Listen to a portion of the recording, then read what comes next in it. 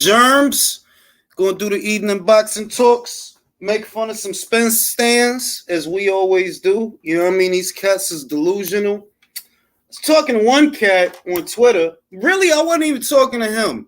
I post something, and these people that I don't follow, that don't follow me, or at least they say they don't follow me, they just randomly start these arguments. And we talked about this on the last live that I don't really talk to nobody in a way that I would not talk in person. So all that suck a dick, bitch, I'm not childish like that. I'm not gonna do that. Like that's some I don't know, B. I don't fucking know.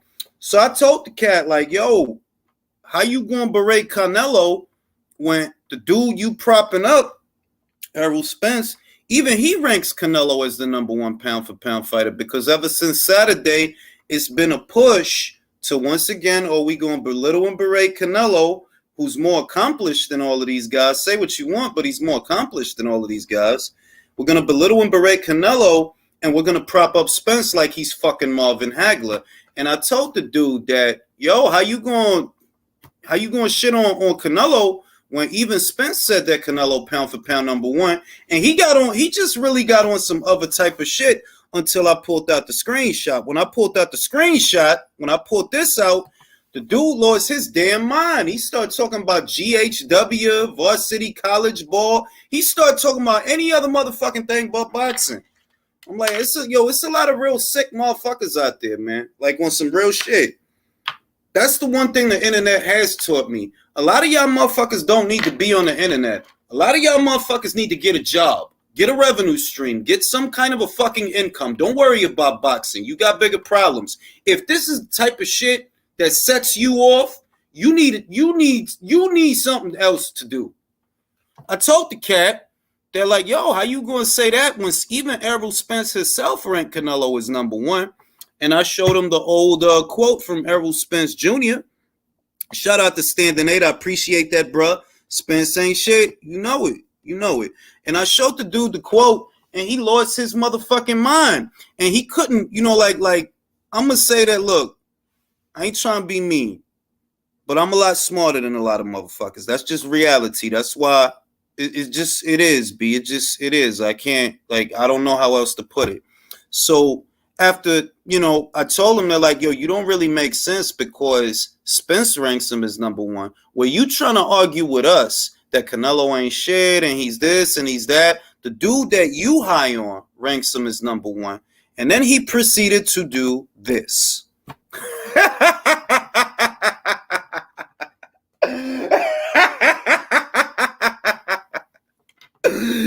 Like, yeah, man, that's the smartest fucking thing you could have did, man. That's the smartest thing you could do with me is block me, yo. Don't bother me, because I surely ain't going to bother you. Don't talk on my posts. Don't tweet me. Don't quote tweet me. Don't at me. Talk about me. Just don't talk to me. You could talk about me. I can't stop you from doing that. It's your God-given right. But what you're not going to do is jump on my shit and act extra with me. I made the motherfucker brain explode until he didn't have a choice but to block me. Made that motherfucker brain explode. Like, man, ain't nobody... Listen, I'm going to say this from the heart, right? This is not a big channel. It's not a big channel. It's way bigger channels than this one. It's channels that they do videos about fucking cats that are bigger than this one, that have more subscribers, and they get more views, right? But check the shit out. This is my lane, right? I'm in my lane. I'm not on your channel. I ain't on a channel. I'm not on your page. I ain't on his. I'm not on none of y'all shit. I'm on my shit. When I'm on Twitter, once again, I'm not on your shit. I'm not on his shit. I'm on my shit. All right? So if you come to my shit, that's what's going to happen. Like, I'm going to not have a choice but to make you feel dumb. Because, like, why are you even talking to me? If I seen some shit that you said, I would not bother with that shit. You know why? Because I don't give a fuck what you think about boxing. I didn't fucking ask you. If I'm on my page and I say some shit on my page, well, that's different. It's my fucking page. It was another dude. I think his name is Nerdy Boxing Fan or Nerd Dick Dirt Lurk, some just dumb shit. And, it was the same, like, oh, I keep seeing your things on my feed. Well, then fucking block me. The fuck? If you don't want to see shit I say, block me. It's easy. Jay, what it do, what it do? Shout out to Wayne, shout out to Tim Sheehy, batshit crazy, Sophia, ayy! Cliff Bailey, ayy! Smitty in the building, Smitty. Eson in the building, Dennis Flaherty is in the building. Bobby Lightyear. You know what I mean? This shit is crazy, like, man. This shit is wild out here, like, man. So I saw the press conference between Dillian White and Tyson Fury. I don't want to jump to conclusions or anything of the sort. I did talk about this in my previous video, that given the scrutiny that all these different outfits are coming under, that, you know, the sanctions that the United States government has levied against Daniel Kinahan, his family members, and his cohorts, and anyone that might be doing business with him, right?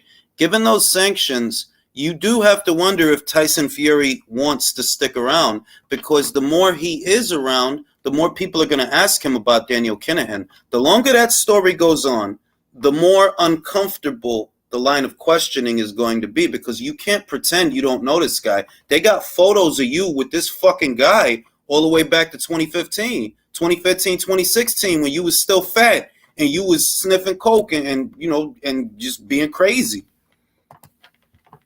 What did I tell you this morning? I was wondering who would be coming for you today. You like the Canelo of Twitter. Oh man, look, cause I ain't Rambo, man. I'm just saying they don't want to fight. They want to argue. No, I should say they want to be validated, because there has to be a reason you keep fucking coming to me. You can fucking argue on your own fucking page, bro. Go tell someone who gives a fuck, but not me. I don't care, and I didn't ask. You know what I mean? It's every fucking morning. I don't give a shit who you think wins Spence versus Crawford. I didn't ask you. The fuck did I ask you that shit? Motherfuckers think because they on Twitter that somehow the etiquette should. No, it's not different. It's the same as if it's a bunch of fucking people and they're in the street. You don't just fucking walk up and blah blah. Nah. You gotta have fucking manners first. First, you gotta have manners just to be heard. And the shit is, this digital era breeds a different type of etiquette, a different type of behavior, to where you coming to me condescending and I ain't even fucking ask you shit. Did I fucking ask you who you think wins that fight? Because if I didn't, why the fuck are you telling me? What's goody, Leighton? Erotic in the building. On some real shit. They want validation. Like, I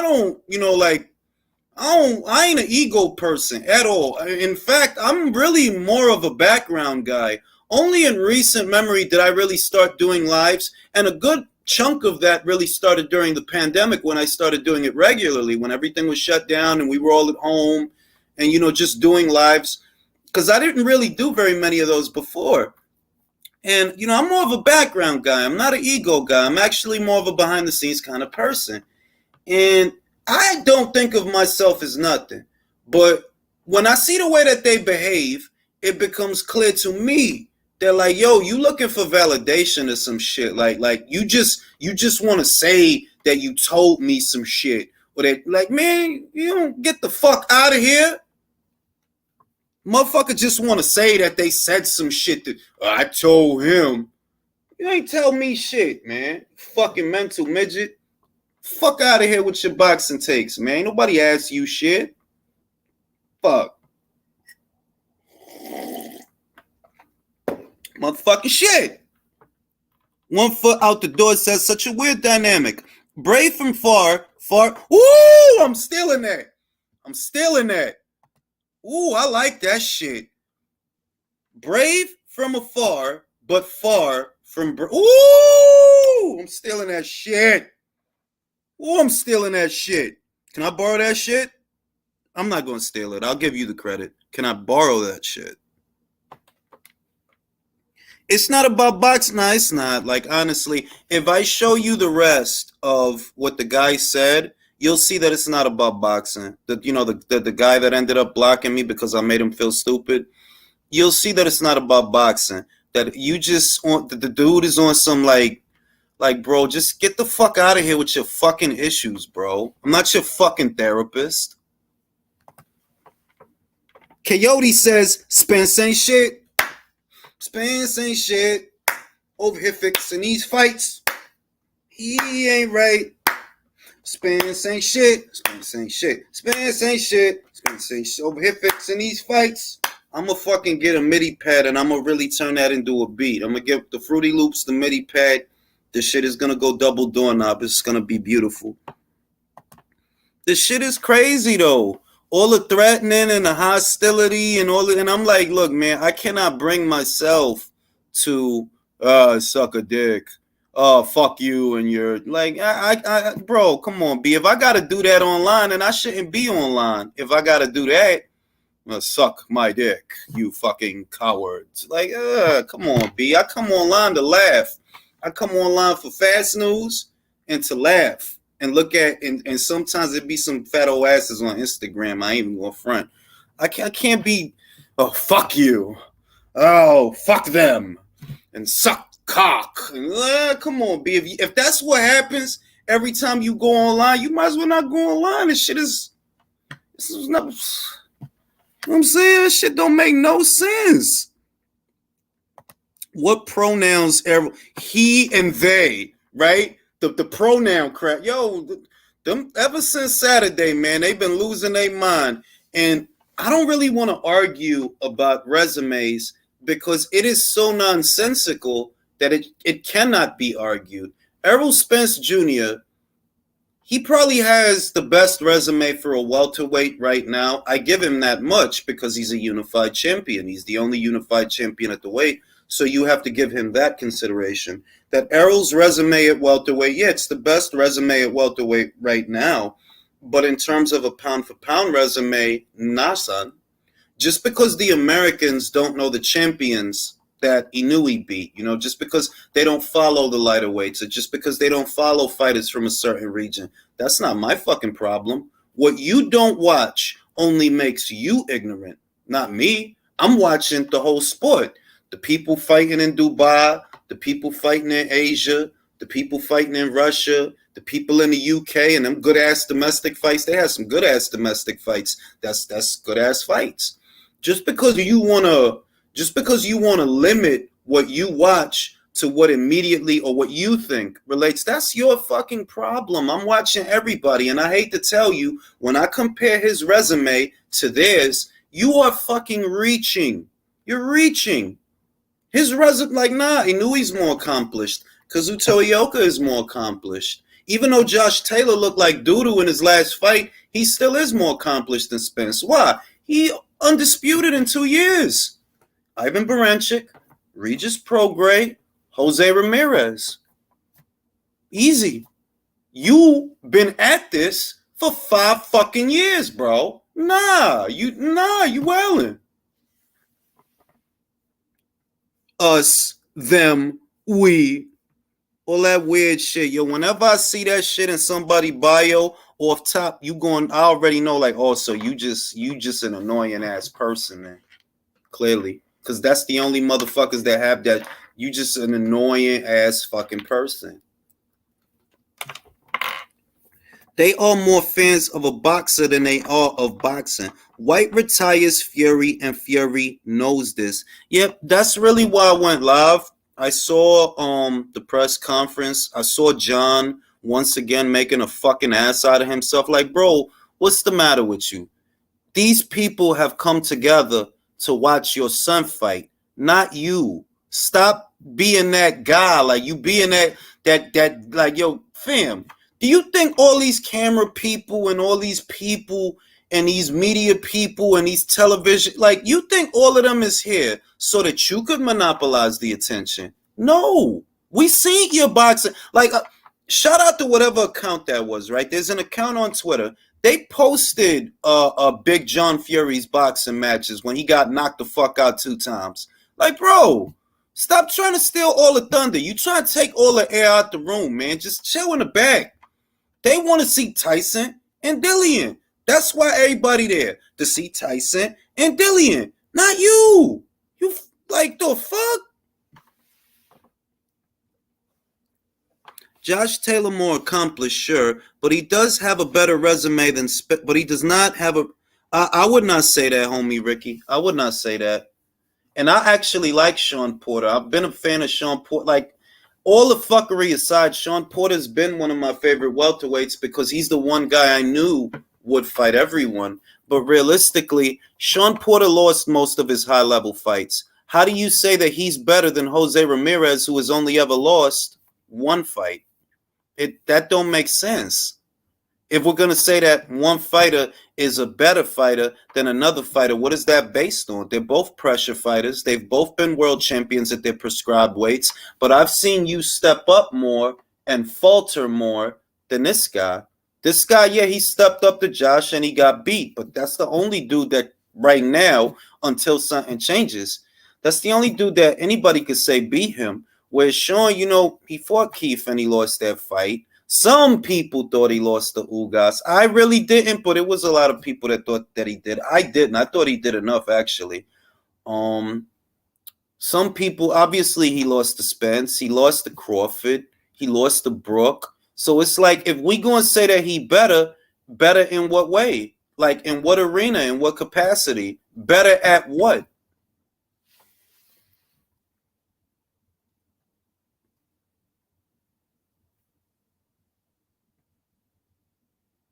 Ugas is not better than Regis Prograis. You wildin', bro. Like, nah, like, that don't even make sense. Ugas already had like 3 L's before this Saturday. If he's better than Regis, okay, has he ever been unified? Because wasn't Regis? No, Regis wasn't unified. But I'm gonna say, matter of fact, I'll post the link for you and you could tell me. Like, I'm not on no arguing shit, but I just don't see how better at what? Better in what way? Ugas had 3 L's. That was his 4th. What is he better at? In what way? In what arena? What capacity makes Ugas better than Regis? What? Only dude beat Regis is the undisputed lightweight champion of the super lightweight champion of the world. That's it. And it wasn't even a landslide. It was mad competitive.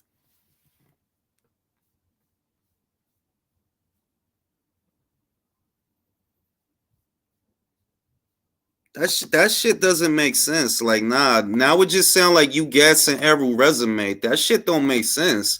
How we gonna say that Ugas, who never beat a champion to be a champion, he got elevated to champion, right?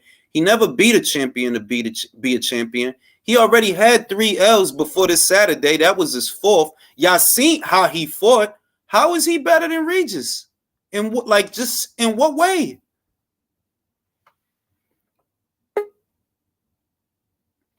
Ugas beat Manny and Figueroa. All right, then I'm going to tell you what. If you're going to qualify Ugas beating Manny, or for 2 years of inactivity at 42 years old, right? If that's what we're going to do, then that makes Jeff Horn better than Ugas because he did it first. And he took Manny belt. He wasn't elevated to champion. He took his belt from him. If that's what we're going to do. Because if you're going to say that he better because he beat a 42-year-old man that had not fought in 2.5 years, if that's what you're going to say, then I could say, well, Jeff Horn beat a Manny Pacquiao that was actually active and younger. And Manny had his belt when they fought. The Manny you fought, he hadn't fought nobody in 2.5 years. If that's what we're going to do.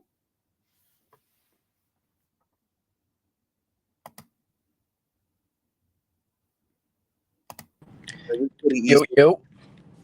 Yeah, he's saying that because Ugas beat Manny.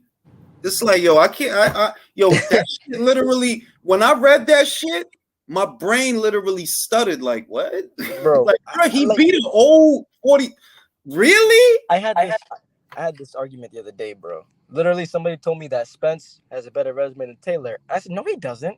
I'm like, bro, this dude has one actually good win because I rate Sean. He's good. But again, Sean is not like Sean lost his top fights, and Yeah. it's like, okay, again, he's a good fighter, and I rate that win. But besides that, Danny Garcia busted Brooks. Danny's a fucking gatekeeper. He's a gatekeeper. But and I asked them, okay, Danny's a great win on welterweight. Who's his best win? Because I can compare Ramirez's wins to all these guys' wins, and none of them have a better win. Ramirez has fucking Hooker and Zapata, Postol, Those 3 wins alone are better than anybody. Hold on, let me do this. Okay, he didn't just beat Thurman.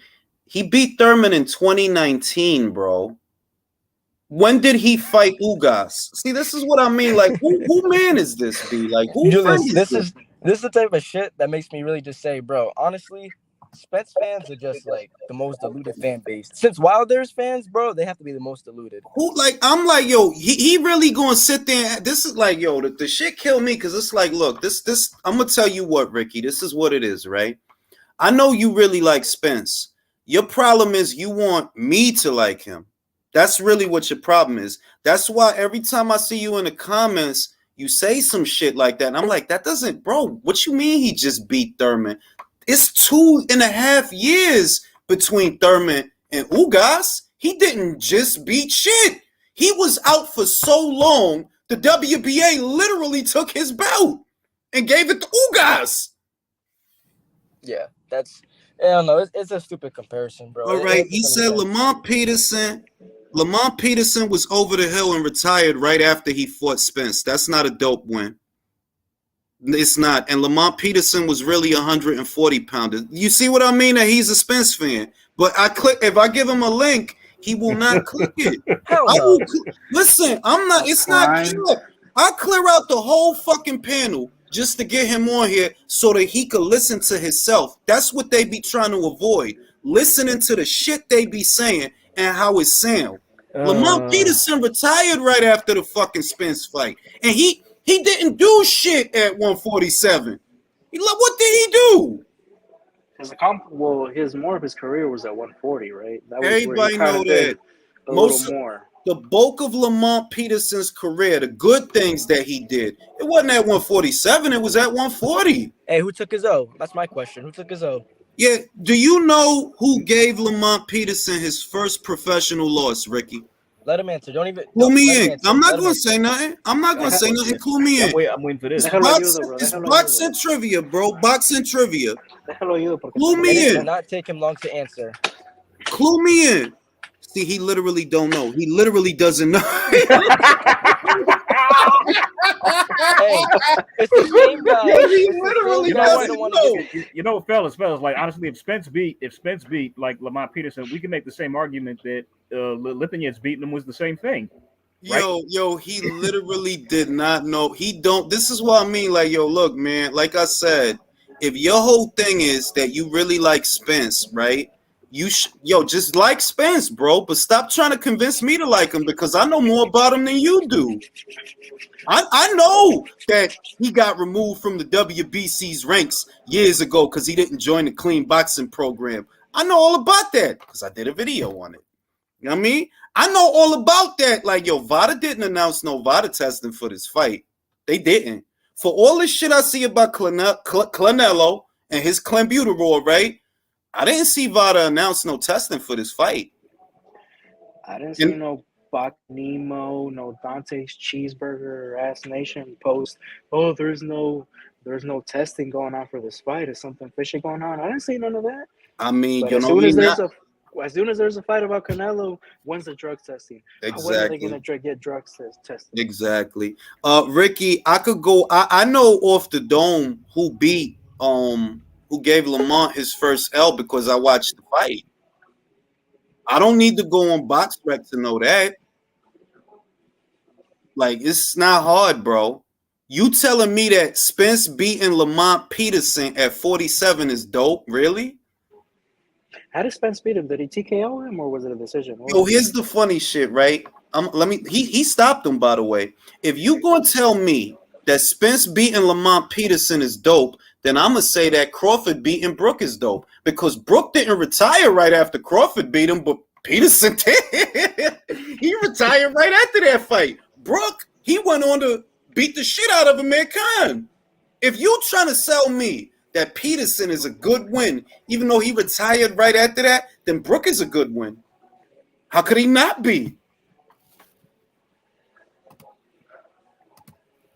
VADA don't do testing, and Spence gets his first finish in years. I'm just saying. Julius, I gotta fucking refresh my shit. I gotta call.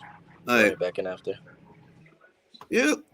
Me memorizing. Hold on. Me memorizing Lamont resume is not an indication. I didn't memorize his resume. I watched the fight and I know who he fought when they was both unbeaten, and you don't know. And if you like, see this, all right, I'm gonna post a link for you. If you gonna say that I'm using straw man arguments, right? If that's what you're gonna say, click the link, bro. Just click the link. I'll clear this whole shit out. Ain't nobody gonna interrupt you. Nobody gonna interrupt you. Nobody gonna talk over you. None of that. Man, that's my wife calling me to be annoying. Somebody sing a song. We all need an Alicia that we understand. Come on, y'all. Sing it with me. We all need an... Come on. Alicia. Llámame. Ahí está mi número en mi link. Oh, yes. God, I want to see that fight. I want to see her fight Mayer so bad. I really want to see that fight. Oh, Mayer. I like Mayer. I'm starting to like Mayer too. She's a little annoying, but I like her. She's I know she can box. I'll give her that. She can box. box. But I just think Alicia's gonna beat her when they fight, though. That's all. So. Oh yeah. Alicia's gonna win. Alicia should win. Definitely. AJ has the voice of a name. Oh, that's sweet, Felipe. Thank you so much. But like I said, like this how I be knowing that these cats don't even watch boxing. He think you gotta be like you really gotta cross reference and shit to know who gave Lamont his first L. If you high on Spence beating that version of Lamont, then I could be high on Crawford beating that version of Brook and Amir Khan, because they was both at the end of their careers. Spence wasn't even the first one to KO or stop him. That's the other shit. Lucas iced him. He iced him with one. He did in 3 fucking rounds, man. In 3 rounds. Woo. How much did it take Spence to do it? That's when Lucas was Lucas, though. Oh, he was a monster back then. That's when Lucas was Lucas. But yeah, if you gonna sit here and tell me that Peterson at the end of his career is a good win for Spence, then I could say that Brook is a good win for Crawford, because he's still active. When Peterson fought Spence, he retired right after that. Was it that one that he retired, or was this what happened? Lipinets was his last fight. He retired. Lipinets was and Lipinets beat the shit out of him. Now I remember. Bro, listen, Julius. I mean, not you know this, but listen, these motherfuckers in the comments talking stupid. Errol's best wins are all guys that had multiple losses already. Yeah. Or were coming off of fucking knockout losses in Brook's case. Because I keep hearing about how good Brook was, but I'm like, yo, so just because he got knocked out at 160 doesn't matter that he's going down in weight at 47 after fucking surgery? Listen, because this is the shit, right? And this is why I don't talk to them cats. Like, I don't even like to waste time, because you a fucking idiot, feel me? If the dude had just fought at 160, right? He went all the way up to 160. He had never fought there before. And he went all the way up there and got the shit beat out of him in 5 rounds, and he literally got his eye bone broke, right? Why the fuck would going down to 147 make him a good win? He literally just fought at 60. That's a huge drop. If anything, it's worse. It's worse because he was coming down in weight. But that's what I mean. Again, somebody was the IBF. Sorry, and then the IBF still has that rehydration clause, so makes it even worse. Yeah, because he couldn't rehydrate more than 10 pounds, because that's their rule that if it's a regular IBF fight, you can't gain more than 10 pounds after the weigh-in. Crazy, bro. And it's like, again, somebody tried to compare Canelo's resume to Spence's, and I'm like, listen, you are vastly overrating this guy's competition, and he only has 4 of these quote unquote good wins. Canelo's got what, 10 plus? Bro, Danny Garcia is not a first. Hold on, let me talk. Danny Garcia is not a good win. He's a fucking gatekeeper. When the fuck did Danny Garcia who the fuck did Danny beat at 47 that beating him matter? Nobody. Then you got Mikey. Who the fuck did Mikey beat at 47? Nobody. Fuck is we talking about? Then you got Brook coming off an ass whooping in 5 rounds. These is the Hall of Fame wins. Like, fuck out of here, B. And then I'm gonna tell you what, Miguel Cotto is a better win than any win on Spence's resume, easily, because he's literally in the Hall of Fame. You think Danny fucking Garcia gonna get in the Hall of Fame? That's what I'm saying. Errol's best wins aren't even comparable to Canelo's 5th, 6th, 7th best wins. They're really not. And that's why I'm like, y'all. And then they keep saying, oh, if he beats Crawford, he's number 1. I'm like, listen, I rate Crawford number 3 right now, but Errol does not have the body of work to jump him to number one off of that single win. A single win is not erasing an entire body of work when the difference is 3 divisions, multiple champions, and multiple A-level fighters Well, compared to yours.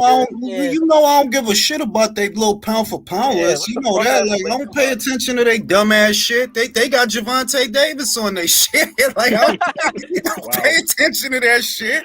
Fellas, Fuck, I look like. let me ask y'all this: like, Mean Machine versus Danny Garcia, who wins? Probably Mean Machine at this I Bro, would point. pick I'll Mean give you. Machine. I'm, All right, I'm, everybody I'm quiet. Everybody quiet. It's the homie Ricky. We gonna be respectful, and we gonna have this discussion. All right, so everybody be quiet. Don't talk over the man. If the man talking, let that man talk. All right, go ahead, Ricky. All right, what's going on, Jules? So basically, the argument was Josh Taylor and Spence's resume. So give me one fighter that's better than Kell Brook when Spence fought him.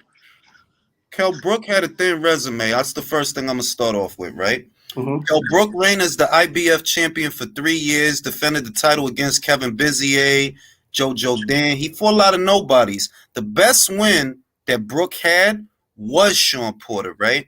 Yes, So sir. when I think about that, and then I'm gonna look like, okay, well, who did Josh fight, right? And a lot of Jose Ramirez victories is aging well, or at least one of them, Jose Zapata. He's still out here beating the shit out of motherfuckers, right? Jose Ramirez fought him. So when I think about that, I'm like, okay, well, Jose Ramirez became a unified champion. Brook never did that. Brook never did that. When Josh fought Jose, Jose had never lost to nobody. When Spence fought Brook, this man literally got the shit beat out of him in 5 rounds at middleweight, and he got his eye bone broke, and he had to have surgery for that shit. I already knew when they made that fight, and the video's still up. I knew when they made that, like, this motherfucker gonna get the shit beat out of him. Sheffield or no Sheffield, he about to get the shit beat out of him. So to me, an unbeaten unified champion, and to most people, an unbeaten unified champion that never lost a fight is better than Kell Brook coming off an L, a weight cut, and eye surgery. All right, that's fair points. What I'm gonna say is this: Sean Porter, you said that Jose Zapata was a very good fight on resume. What about Sean Porter?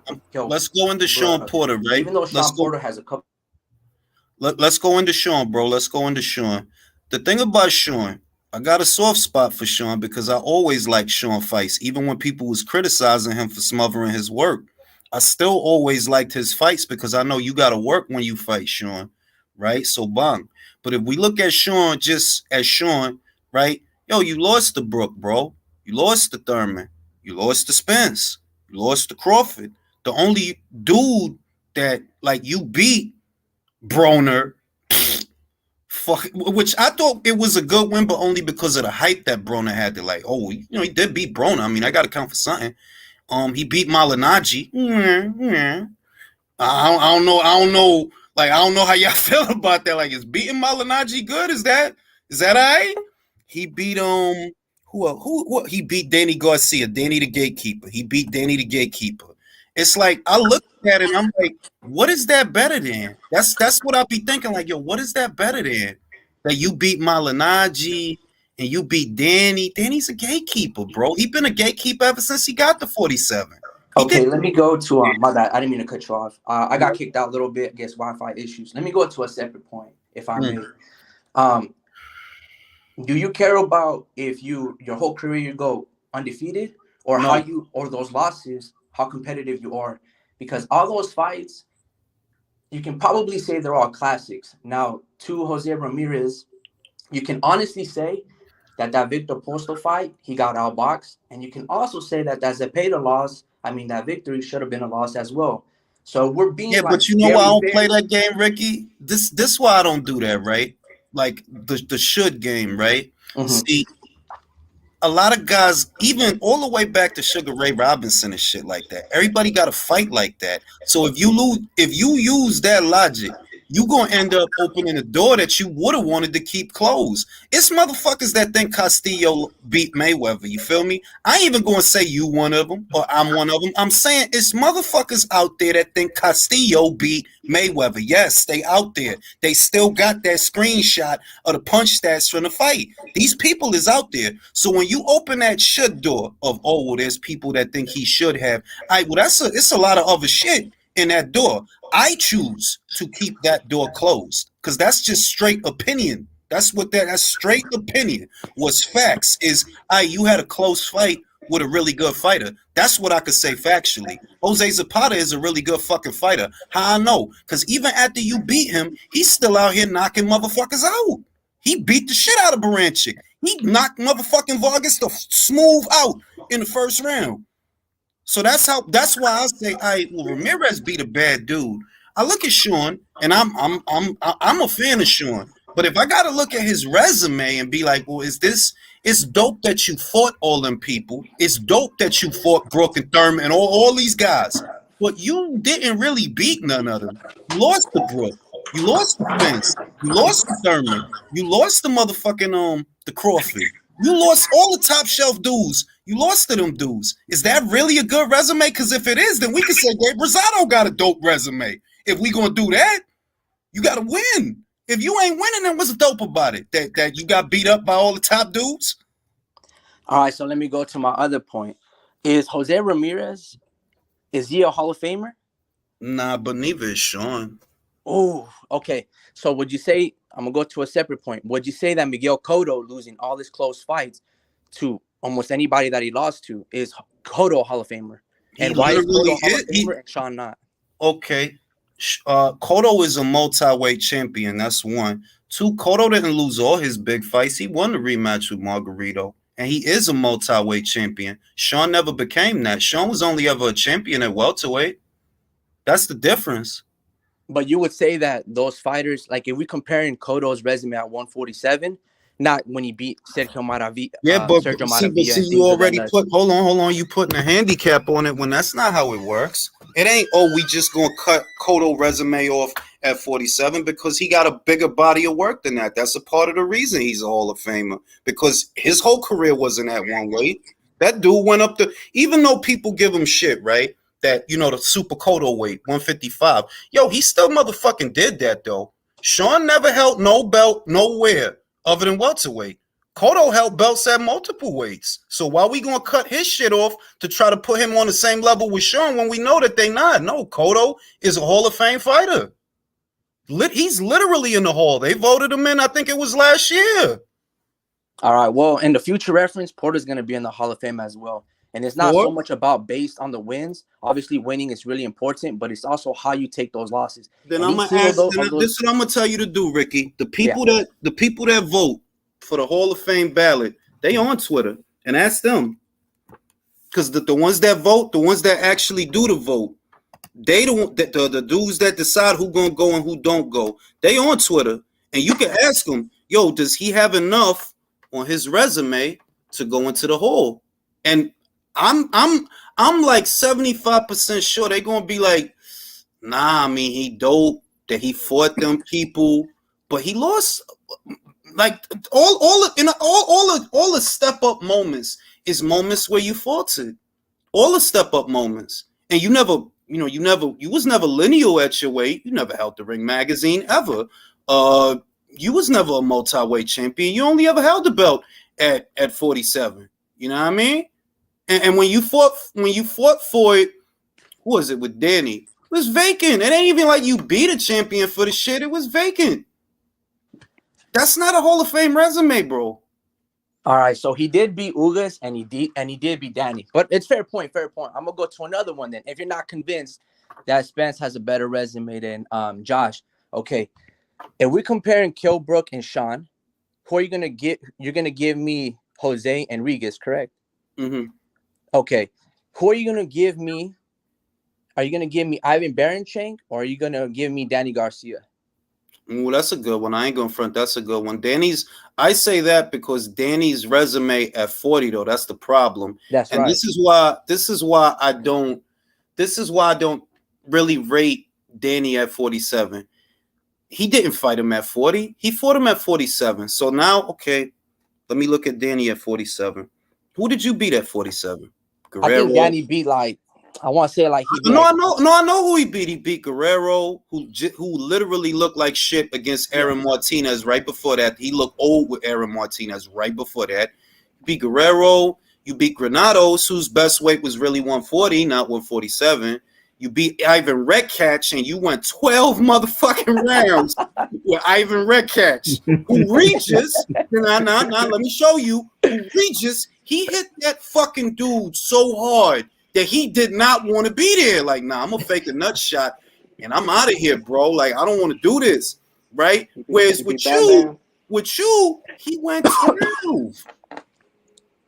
Like, Danny resume, like, Danny is the recipient of so many participation awards. And the only way I could rationalize why he gets so many participation awards is so that it looked good if you fought him, when in reality, that man has not beat nobody solid since Lucas Matisse.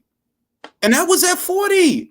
Being real, who he fought at 40? Paulie Malignaggi, Rod Salka, motherfucking Robert Guerrero. Then you lost to Thurman, Sammy Vargas, an old ass Brandon Rios that retired shortly. It's like, bro, like, these is not, you didn't beat nobody solid. Right, like, right. So best work was hold on. Before we deviate too far. So if I give you Kell Brook and Sean, you're gonna give me Regis and Jose. If I give you Danny, you're gonna give me Ivan Baranchenk. If I give you Ugas, who you giving me on I would say this. Danny might, I don't even want to say that, but it's like Danny at 140. Danny at 140 was special. Let me negotiate the shit, and I don't even think he was special because let's be real. The only reason it's dope that he beat Khan is because everybody thought he was gonna lose. In reality, before that, Bradis Prescott knocked out Khan in one fucking round, bro. Literally one round, and that was before Danny fought him. The only reason that people hype up Danny beating Amir Khan is because Danny was the underdog. But that doesn't really. It's like, it's good. It's good that you were the underdog and you beat the odds because that's usually a good thing. But at the same time, that's because people didn't think that much about you. You know what I mean? Who labored more to beat Amir Khan? Bradis Prescott or Danny Garcia? Bro, you was losing. You caught him with a good one and you put him out. But Bradis did that in one round before anything had like one round. Mom, that's it. 2 knockdowns. It's a wrap in the first. Right? But let's say, okay, Danny, for argument's sake, let's say Danny is a better win than Ivan because Ivan didn't do a lot as a champion anyway. But I'm not going to sit here and say wholeheartedly that Brook is a better win than Ramirez. No. Ramirez was unbeaten and a unified champion. To this day, Brook was never unified, and he reigned as a champion for 3 years, never unified shit. So I cannot say that I think Brook is a better win than Ramirez, especially with Brook coming off an ass whooping literally before the fight. He was coming off an ass whooping. He was coming off of eye surgery. I can't say that's a better win than Ramirez. I can't say that.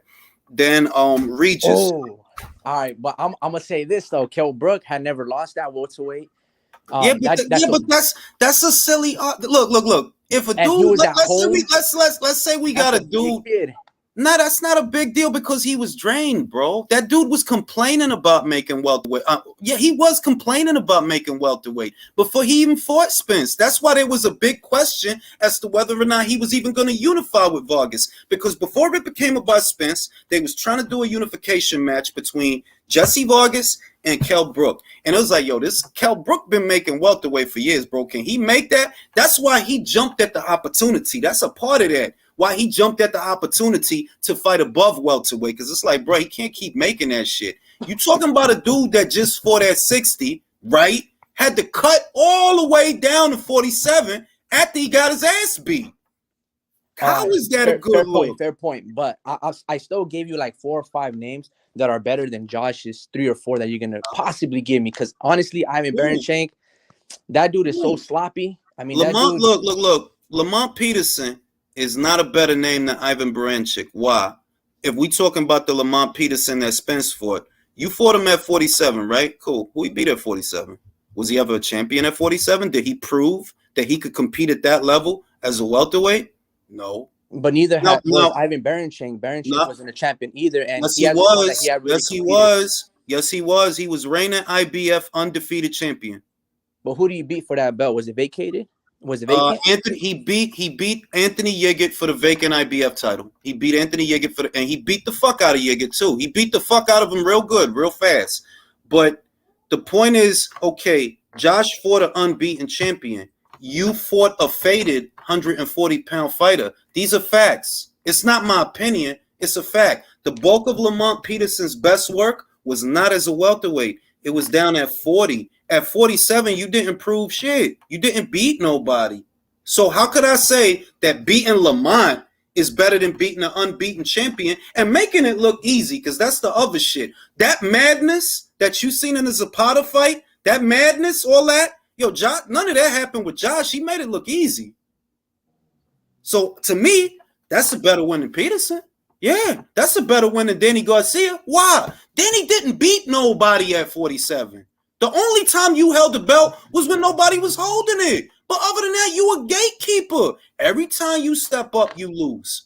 You stepped up to Thurman and lost. You stepped up to Porter and lost. You stepped up to Spence, and he had not even fought in a year. And you still lost. Who has he beaten in the... Yo, people don't realize how long it's been since the Amir Khan and Lucas Matisse fights. It has been close to 10 years since those fights. He's been at welterweight for like 7-8 years, not beat shit.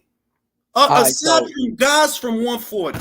Would you say that Danny Garcia beating Bam Bam Rios, because Bam Bam Rios at 140 or 135 when he fought Mike Alvarado, that was a dangerous Brandon Rios. That was a but that's Brandon not Rios. The Rio. That's not the Rios that he fought. The Rios that he fought. I remember all of this. Right before Danny fought Rios, approximately 2 years before to 3 years before before he fought Rios, right? Who knocked Rios out with a body shot? With a body shot? Ooh, I don't know about that one. I'm not too sure about Brandon Rios with a body shot. It was Tim Bradley with Teddy Atlas in his cornerback when Tim was a fireman, right? In other words, what I'm saying is, by the time Danny fought Brandon Rios, everybody knew what time it was, bro. Like, my prediction for that is up. Like, Danny gonna knock this man out, bro. His punch resistance is gone. Don't you hear how he talk? He's slurring his speech, and it's a rap. He don't belong at welter. So that's what I meant about Danny. That in between the fights that he lost, the people he was fighting was not even really for real welterweights. Like, nah. You fighting dudes that was good at 35 or they was good at 40, but when they put you in there with a bona fide welterweight that been at welterweight, right, that's like a top 10 or a top 5, yo, you lost. You ain't really been shining since the Lucas Matisse fight and the Amir Khan fights. That's the only thing they can say about you. The version of Morales that you fought might have been a champion, but he was fucking old. Everybody know that. That wasn't his prime weight. Everybody know that. So no, it's like, I get your point, but I still don't agree with like you saying that Ivan Baranchenko is better than Danny Garcia's, because again, Anthony, can you dig it, yig it? I mean, that's not even in the ballpark.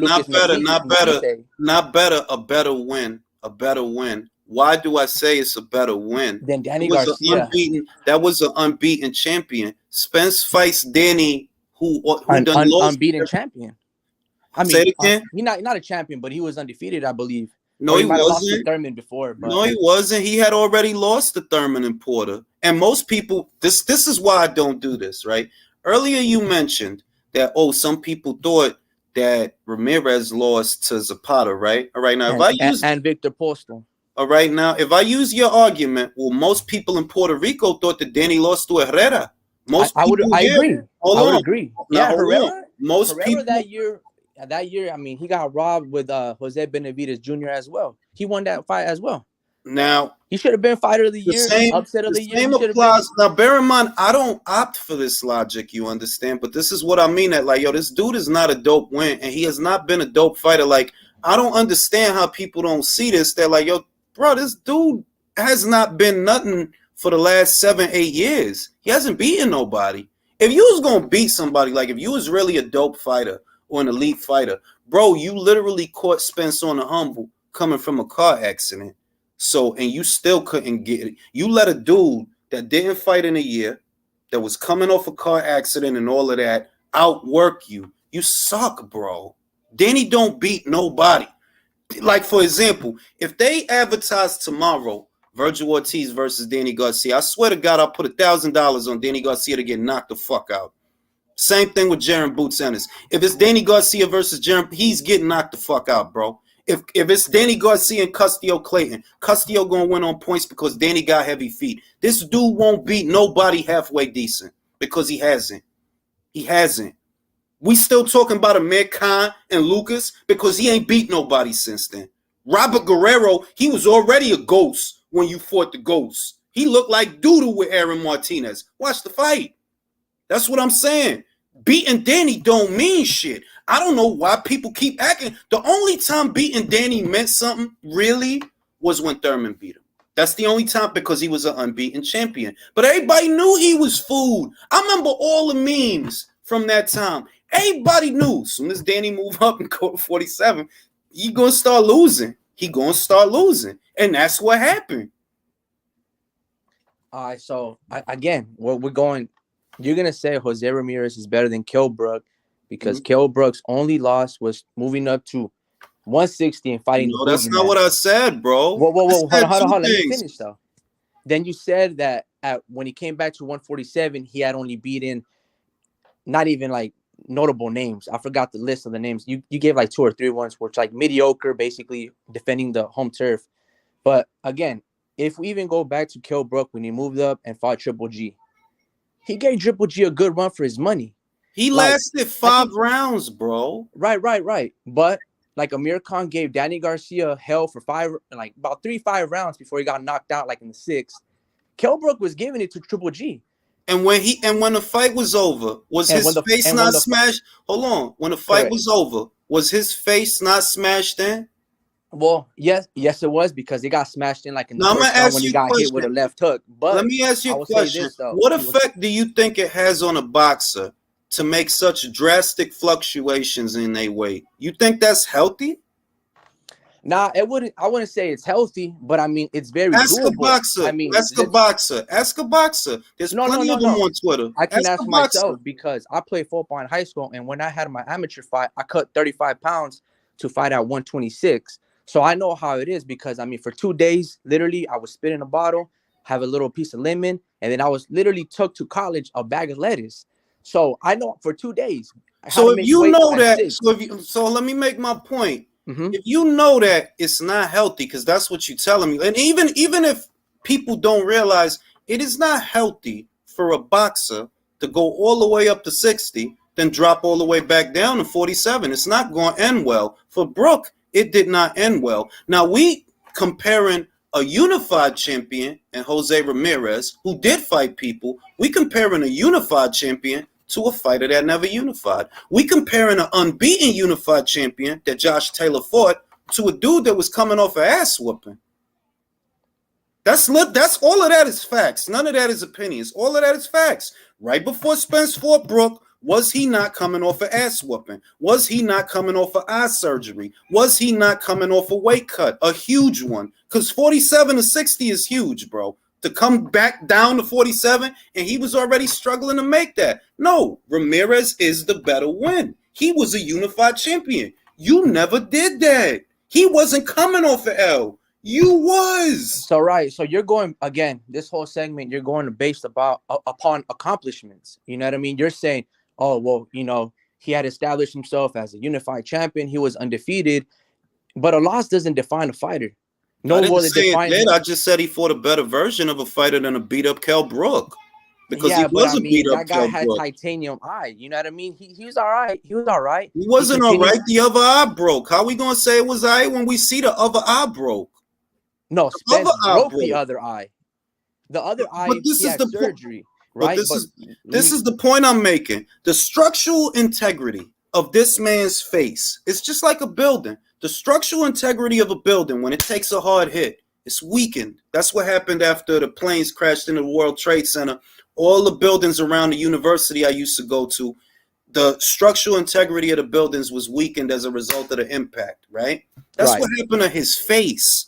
Okay, so Triple G was punching this man. Let's not Are just we gonna pretend, in other words, that we don't know any better? This dude just swapped punches with the biggest puncher in the middleweight division for 5 rounds, and his face got broke. We gonna act like we don't know no better? Of course you went back down and your other eye got broke. This dude was lumping you the fuck up. Fair enough, but I would say this: it wasn't like he sustained an ass beating for next 4 rounds after that point, right? Because let's say he took that left hook in the first round, and that's where he kind of wobbled, and then about the second, third, fourth, he was picking it up. He was still fighting with a fractured orbital bone, and he was still duking it out with Triple G. From round 4, in the 5th round, he started opening his hands, dropping his hands, pushing them, inviting Triple G, taking shots on the ropes. In the 4th round, he started getting his ass beat worse. In the 5th round, right before they pulled him out, he was just retreating and getting hit clean. Right. I remember the whole fight. Terrible defense. I mean, he just letting himself get his ass beat at that point. But see, this is the thing. Listen, wait. Let me say this. It's a common sense argument. Every argument you making is to make it seem like he literally didn't just get a life-altering ass whooping. He got a career-altering ass whooping right before he fought Spence. That's just the truth. Ugas got a career ass beaten. Who? Kell Brook, I can say he could still continued. He did got a career ass. So did Jose Ramirez. He's on the verge of let's use your example. Let's use your example. Okay, Brook is still competing. So is Jose Ramirez. How many losses has Brook suffered since then? Well, after the Spence, you would have 2. After Golovkin? Yeah, after Golovkin. How many losses? After Golovkin, then he lost to Spence. Then he lost to Bud. And then I think Kell Brook only got maybe 3 or 4. 3 losses. How many losses does Jose have? Well, I think he's only fighting once after Josh, right? So he's only had that same loss. All right, you're right. He only fought once. Who's on the verge of fighting for a title? Well, supposedly, Jose Ramirez got, one of them is, and one of them isn't. All right. So Jose Ramirez is on the verge of fighting, I think, for the WBA. I think that's what boxing scene said. WBO. He's on the verge of fighting for the WBO. Kell Brook won't win a belt from nobody at 54, bro. Who he gonna win a belt from? He can't make 47 anymore, so he can't win a belt from nobody there. He tried, got knocked out. Why are we trying to act like Kell Brook wasn't broken? Because all right. So again, that's what you communicating to me is that Errol didn't fight a broken fighter. Yes, he did. I knew he was broken, and I said this man gonna get probably the video's up. Probably gonna get the other eye broke because he's a broken fighter. You can't do that. Even the context of it, you can still say Kell Brook was undefeated at welterweight, which he was. But he wasn't undefeated overall. That's like some constant. Look. All right, did the motherfucker lose a fight? Yes. Was it the fight right before he fought Spence? Yes. Then what's the point of telling me he never lost the fight at 47? I want to know the condition of the fighter going into the fight, not A, B, C, and D. I need to know, what is he coming from? Is he all right? Has he been looking all right? Has he been winning his fights? Has he been looking good? Is he drained? These are the things that we all want to know. Because if you say that, well, nah, he ain't been looking good. You know, in his last fight, he got hit too fucking much. And in the fight before that, he looked slow and sluggish. So if I tell you the dude got his face broke in the last fight that he had, yeah, it should matter. Getting your face broke and then going all the way back down to 47, that matters, bro. No, yeah, absolutely. It definitely does matter, just from a confidence and then just like the aura of invincibility because you lost. But let's go to a different point. Let's go to body of work because we're just focusing on Kell Brook. And my point was I gave you like a list of 5 or 6 names, and you can only really give me 2 or 3 for Josh Taylor. I gave you Kell Brook. You gave me Jose. I gave you Sean Porter. You give me Regis. I give you Ugas. Oh, I gave you Danny. You gave me Baranchek. That's not a good comparison, but I mean, okay, whatever. You're gonna give me that he was a champion. Who are you gonna give me for Ugas? I have a separate question. You're gonna give me Jack Catterall? I have a separate question. Go for it. Who out of these guys that Spence beat, right? Ugas, Danny, and Porter. And Brook. Which one of them was a unified champion at welterweight? At welterweight? Because in order for you to, be a unified champion, you got to be the champion. Going based on accomplishments, and I'm going based off of fights to keep it real with you. Jose Ramirez went to the zone for unbeaten Maurice Hooker. Right. and knock that man smooth out. That's how he got that other belt. Feel me? Right. Did Danny do that? No. Did Ugas do that? No, Ugas didn't even have to fight a champion for his belt. They just took Manny's shit and gave it to him. That's all they did with Ugas. We can't try to turn Ugas into more. What do you mean by that? What do you mean that they just took it from In Pacquiao? 2021, at the beginning of the year in January, the WBA labeled Manny Pacquiao a champion in recess and elevated Ugas to full champion. He didn't have to fight anyone for that position. They literally gave it to him. But the belt was still on the line, though. No, on the line of what? Between He those was two already fighters. champion before he fought Manny. He was literally like, do people not notice? So Okay. so then he was In January, against, I'm gonna say it again. so he was In defending against January Manny of Pacquiao. 20, huh? So he was defending against Manny Pacquiao. Yes, Who was yes. coming He off was- beating an he undefeated Keith Thurman. And Keith Thurman How is many? better than All right, Maurice Hooker. all right. Hold on, because now you jumping all over the place. And Like Thurman I is better said, than Hooker, right? hold on, Okay. because you all over the place. You elevating Ugas for beating a 42-year-old fighter that had not fought in 2 years. Is that the truth, or is that not the truth? That's the truth, but he's coming off beating an undefeated fighter in Thurman, who's also coming off 2.5 years after beating Thurman. So time doesn't matter in your evaluation of boxing, and inactivity doesn't matter in your evaluation of boxing.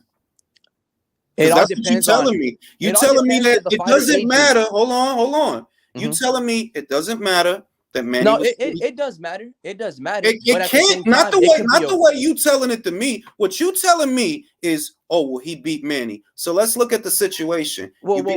Bro, let me talk. You beat a 42-year-old fighter that had not fought in 2.5 years, who was training to fight a southpaw at that. His camp was to fight a southpaw.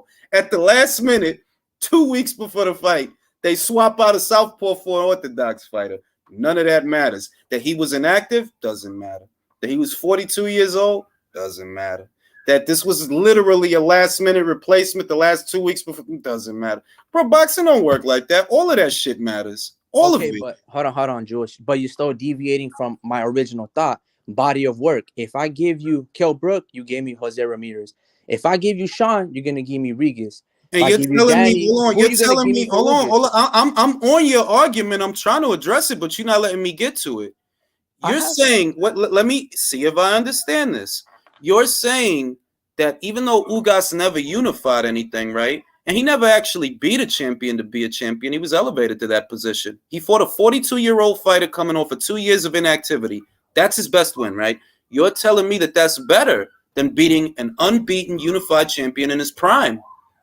That's what you're telling me.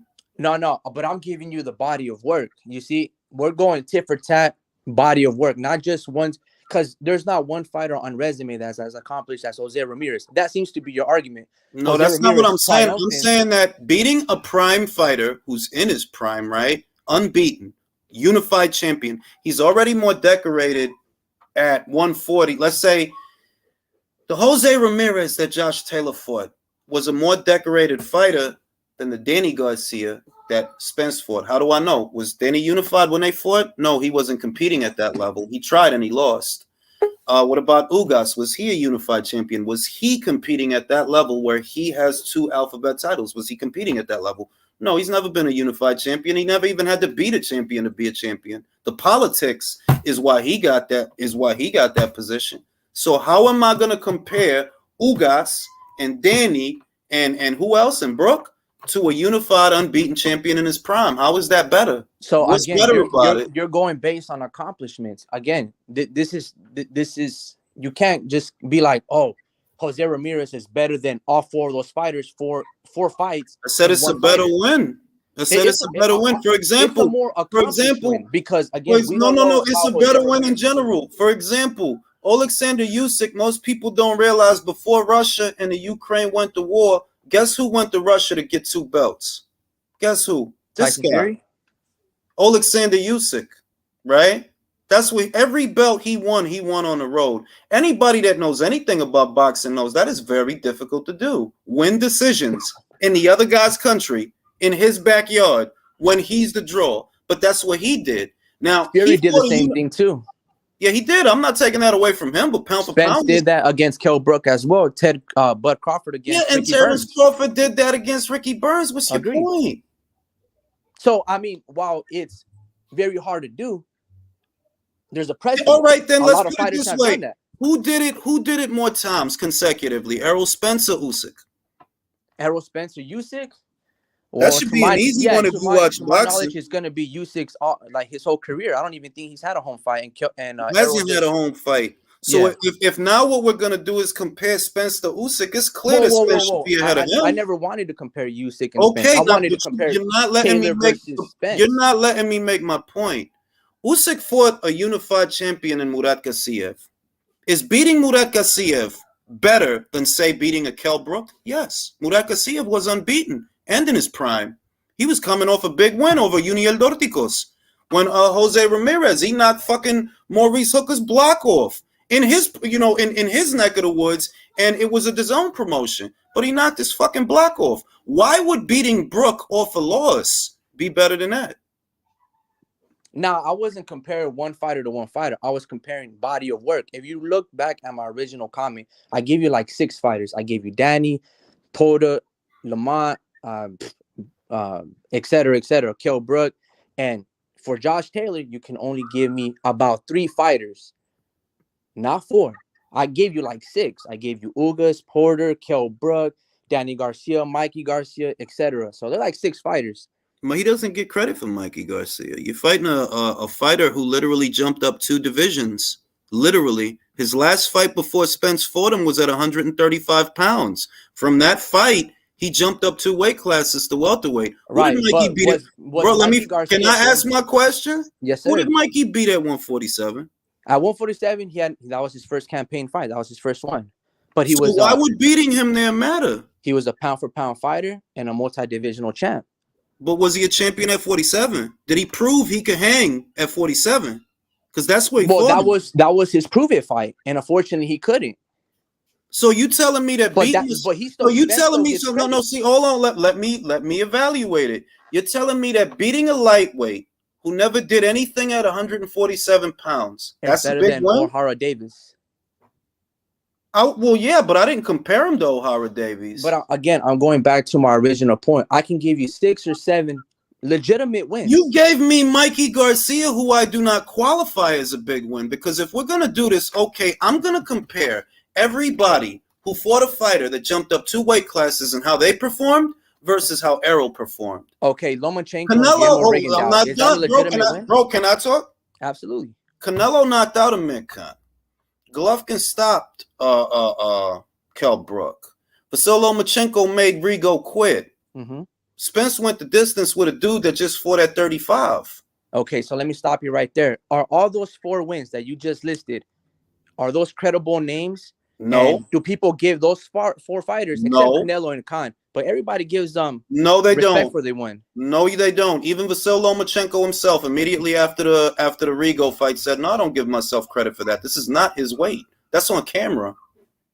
I never give." But the whole world let me keep going. Because you asked, did I give Canelo credit for beating Amir Khan? Absolutely not. Did I give Triple G credit for beating Kell Brook? Absolutely not. Did I give Vasyl Lomachenko credit for beating Rigo? Absolutely not. And I said he's going to embarrass this dude because you don't belong up there. You're not supposed to jump up 2 weight classes. You're literally not supposed to do that. We're venturing into a realm where it's like, all right, do people not know any better? No. For those that don't know, you should not jump 2 divisions. You should not do that. Right. That's a bad idea. That would be common sense. But you can say all those fighters were daring to be great. Especially during the contest. That's the slogan. That's the slogan. That is a slogan that networks came up with. Mikey wasn't daring to be great. He got paid, but I mean, he got paid, but that has nothing. Whether or not he got paid is not what we're evaluating. You're saying he was daring to be great. In what way? It's a bad idea. It's an instant loss. What, you thought Mikey was going to win? Because I didn't. I thought that he could land that right hand on the lefty, and he came up short every single time. Well, what I thought is literally uploaded to this channel, and I said this dude doesn't stand a chance. He's not going to do anything up there. It's going to go for him the way it went for all these other guys that was quote-unquote daring to be great. That's a sales pitch that the networks came up with. He's not daring to do anything. Okay, but let's go back to my original argument.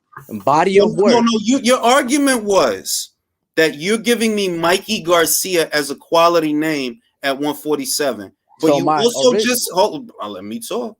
You also just admitted Mikey never did anything at 147. So what makes him a quality name there? Because of what he does at the lower weights.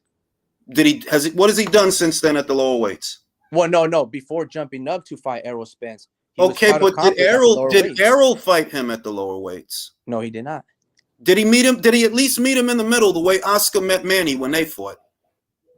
There's no need. There's no need. There was no need. Why not? He's fighting for Errol Spence's belts. And how did it go? Well, he got outclassed for 12 rounds. So it wasn't a good idea, right? Like Mikey showed, you don't belong up here. What else is happening? Now, very recently, Mikey Garcia returned to action late last year against a little-known Spanish fighter named Sandor Martin. How do you look against that guy? About 7-5, he lost. He lost, period. He lost. So it's becoming more and more apparent that this dude does not actually, and I said that all in the build, that dude is not a welterweight. Just because you get fat, that don't mean you got a welterweight frame. You don't belong up there. So why would Errol beating him there matter? Because he still beat a fighter that was on the pound for pound list and a multi-divisional champ. Same thing with Manny Pacquiao. Wait. Was he a welterweight? Was he a champion? Was he a champion at welterweight? You telling me he was a champion? Yeah, you know where he was a champion? At 135 pounds. That's where he was a champion. Literally the fight before that. That's where he was a champion. He wasn't a champion at welterweight, so why would beating him there matter? That's like telling me, well, Chocolatito got a Superfly belt, so if you beat him at 26, it's a dope win. No, it's not. Nobody thinks that. Right, but again, going back to my original thesis, if we look at the body of work, I can give you 6 or 7 names on Spence where you can probably only give and I just shot down ones. like 4 of them. Oh, you said Lamont Peterson. You said Lamont Peterson. You said Lamont Peterson was a dope win. Only you think that's a dope win. I could take a poll right now with people that don't think that's a good victory. That's a good victory. How is that not a good victory? All right, what did Lamont Peterson, since you all about the body of work, right? That's what you keep telling me. Yeah. What's Lamont's body of work as a welterweight? As a welterweight, I think he beat Felix Diaz. That could be at 140. That wasn't at welterweight. That was at 140 pounds, and that was a contentious victory because I saw that fight. Yeah, that was a good competitive. It was at 140 pounds. So you think now we getting away from the subject, bro. You telling me beating Lamont at 147 pounds is a dope win. Why? What did he do at 147? I gotta pull up box straight because I don't remember. You don't gotta pull up box. I could tell you what he did at. I could tell you what he did at 147. Refresh my memory, please. Nothing. That's what he did. Nothing. He did nothing. He didn't become a champion there, or he didn't do anything there. You know what I mean? He didn't do anything. The same as fighting Adrian Granados at 147. Yeah, Adrian is a tough guy at 40. Like, yeah, that dude, he'll give you hell at 40, or at least the people that I saw him give people hell was at the lower weights, like 35 and 40. At 47, you didn't beat nobody. At Lamont Peterson, same shit. At 47, you didn't beat nobody. Why would beating him there matter? And he was old. Right. But again, it's body of work. And if I give you a list of resume and a list of names, Spence is more impressive. See, if you're going to sit here and tell me, if you're going to sit, who has Regis Prograis beat? If I give you a point that Spence is a career welterweight, and he's been at welterweight most of his career, and most of the belts have been on his side of the street, so politics really weren't that big of an issue, right? If I tell you this, right, and I tell you that, hey, it only took Josh Taylor 2 years to become undisputed. Well, he had the privilege of fighting in a tournament. Better still, he still did it in 2 years. He had the fights. How many years did it take? Spence, see, this is the thing. This is what you're missing. Yeah, Josh had a tournament. Spence didn't need a tournament. By the time that tournament was over, Josh wasn't undisputed yet. He had 2 of the belts. 3 of the belts was on Spence's side of the street. He didn't need a tournament, but it's still taking you forever. You just now getting your 3rd belt? What is this, year 5? You said the politics didn't favor Josh Taylor. At that time, it didn't favor Errol Spence either. How Because did Pacquiao, it not favor him? What side of the street was the WBA? right. For Pacquiao, he was with Top Rank for a minute. He wasn't with Top Rank And after then that. He beat Thurman, remember? Crawford had He beat Thurman in re-signed back 2019. with Bro, Top you all Rank. over the place. You're all over the place. No, How am I all he over the wasn't place? with Top Rank when he had the WBA first off. He didn't get the WBA till he went to the PBC. What are you talking about? And that's when he beat Thurman. All right, so then again, that goes back. Okay, hold on. Yeah, this is what My I mean. point- Let me break this down for you. It's simple, right? It's simple. You trying to rationalize that Spence has a dope resume, even though he don't. I don't think Josh has the dopest resume in the world, but I do think it's slightly better than Errol's. Why? He's lineal, bro. It didn't take him a million years to do it, and he's lineal. He's Ring Magazine. Very few champions get to say they held the Ring Magazine belt. Very, very few. But not only is he lineal and Ring Magazine, he has both of those designations. He has been undisputed, and it didn't take 5 years to do it. And he didn't have 3 belts on his side of the street the way that Errol does. Errol has had 3 belts on his side of the street. He has. The WBA was always there. I agree. IBF he won it in 2017. The WBC was with Danny first, then it went to Thurman, then it went in the air, then Sean and Danny. But all the 3 alphabet titles was always there. He didn't have to go nowhere to get the belts. I agree. But again, going back to the political side that you were talking about, one guy fought for a tournament. Once he won that tournament, he signed with the promoter that had Jose Ramirez. While Errol Spence was with PBC and they did have 3 titles in that weight class, wasn't Keith Thurman playing politics? Wasn't he faking an injury? I don't know if he was faking. I'm not going to say he was faking. He probably was, though, because I don't like Keith Thurman. But it's still Keith Thurman. I didn't finish. Can I finish? Well, now, shortly after Keith, because you brought him up and you're not telling the whole story. I don't know if you was watching boxing back then, right? But shortly after Keith won the WBC, it didn't take long for him to have to vacate it. That was the first belt. Well, that was the one that he ended up vacating because he was out for too long. In other words, Josh's road to a world titles are undisputed, is harder than Errol's because Errol's taking his time. Josh did it quick. So did Usyk. They did it quick. Canelo did it in 11 months. I think Crawford, the span of time between Crawford becoming undisputed, his first world title that he won at 40 and becoming undisputed, I think it ain't no more than 2-3 years. With Usyk is 2 years and Josh Taylor, 2 years. That's how long it took him. With Canelo, it took 11 months. Spence is here 5 years later after winning the IBF title, still hasn't become undisputed or lineal, still hasn't held the Ring Magazine belt. How is that impressive? Okay, so again, you're going based on accomplishments when I'm going based on based off resume. the fights. I'm going based off the fight. See, this is the thing. For you to fight for the Ring Magazine belt, right? Ring Magazine has a rule. It's got to be a top 5 guy. Now, you chose to fight Mikey. You chose that. You didn't have to fight him. He wasn't your mandatory. You chose to fight him. Now, after that, you chose to fight Porter. Well, the Ring Magazine title ain't going to be on the line for you fighting Porter. If it would have been Crawford, and they said this themselves, if it would have been Crawford, it would have been for lineal because you're number 1 and he's number 2. But you wanted Porter. Oh, cool. All right. You fucking fight Ugas, right? Because you good. The car accident didn't do nothing. You good, right? You want to fight. Cool. Fight Ugas. Well, you're not going to get no lineal in Ring Magazine fighting Ugas, all right? Now, these other guys that I just mentioned, they took it like, nah, yeah, we going to fight whoever. We going to get it. 2 years, and they did it. Errol's still here 5 years after winning the IBF title and still ain't finished it yet. Right. And unfortunately, I mean, this ain't nobody's fault but Errol's, but he did lose basically 3 years off of, when you get drunk, when you get drunk behind the wheel, right? I understand. So that's not even the point that I'm trying to make. But he did lose those 3 years, and when he had the momentum, that boy was coming off hard. Unfortunately, after Sean Porter, everything. I mean, he started partying way too hard. Nothing crazy like Tyson Fury. So, but what I was trying to say, I can't say what Tyson Fury did was crazy because he didn't flip a Ferrari. All he did was do some white lines, but he ain't flipped no car. He ain't to me, Spence getting thrown out that car is crazier than Tyson Fury sniffing coke. No, absolutely. I think that's what I said. I don't know if I said something else, but what I was trying to say was Spence lost 3 years because it was like a year and a half every single time he had a detached retina or drinking behind the wheel.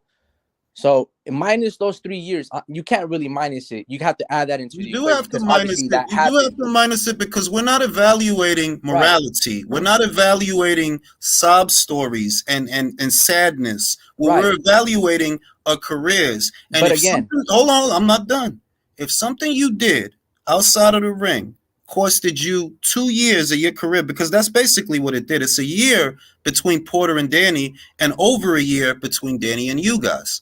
If something you did outside of the ring is the reason for that, yes, it takes away from your resume. That shit ain't that somebody did something to you. Ain't nobody shoot you.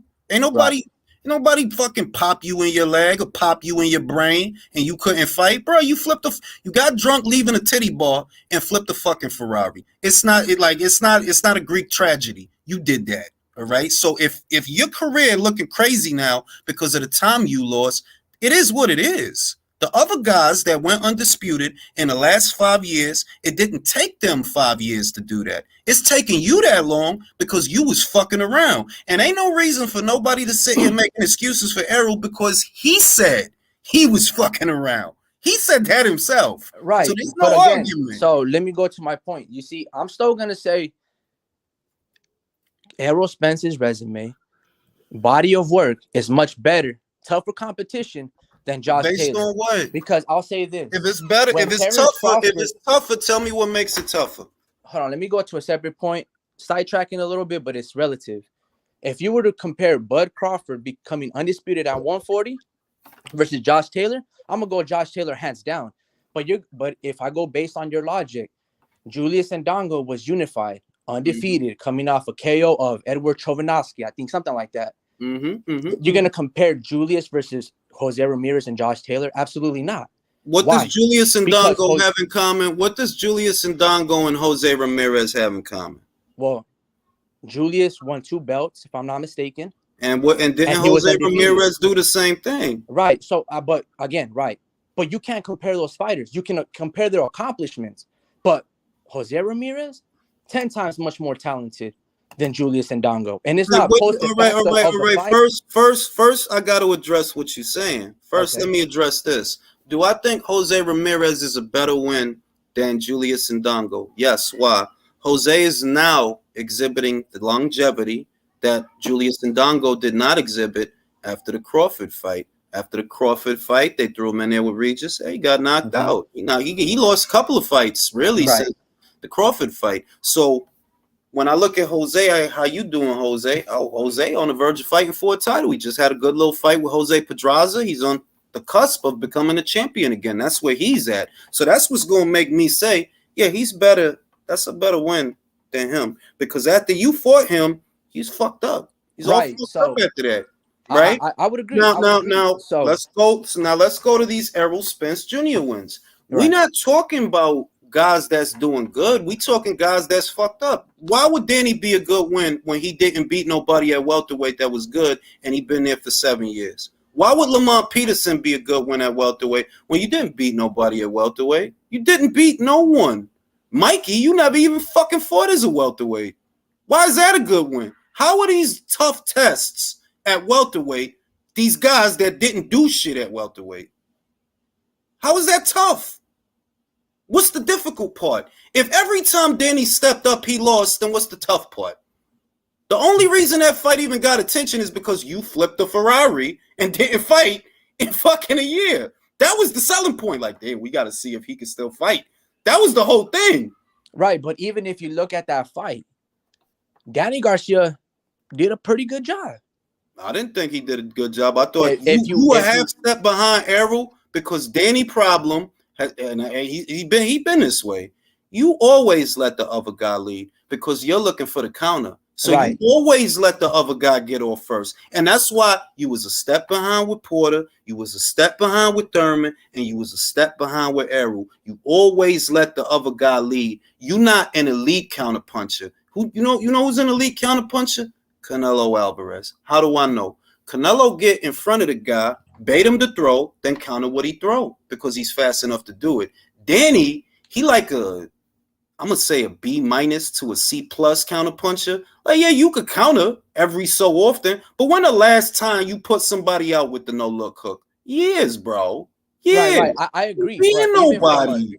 even from a tactical standpoint, if you watch that fight, Danny versus Errol, Danny did a hell of a job.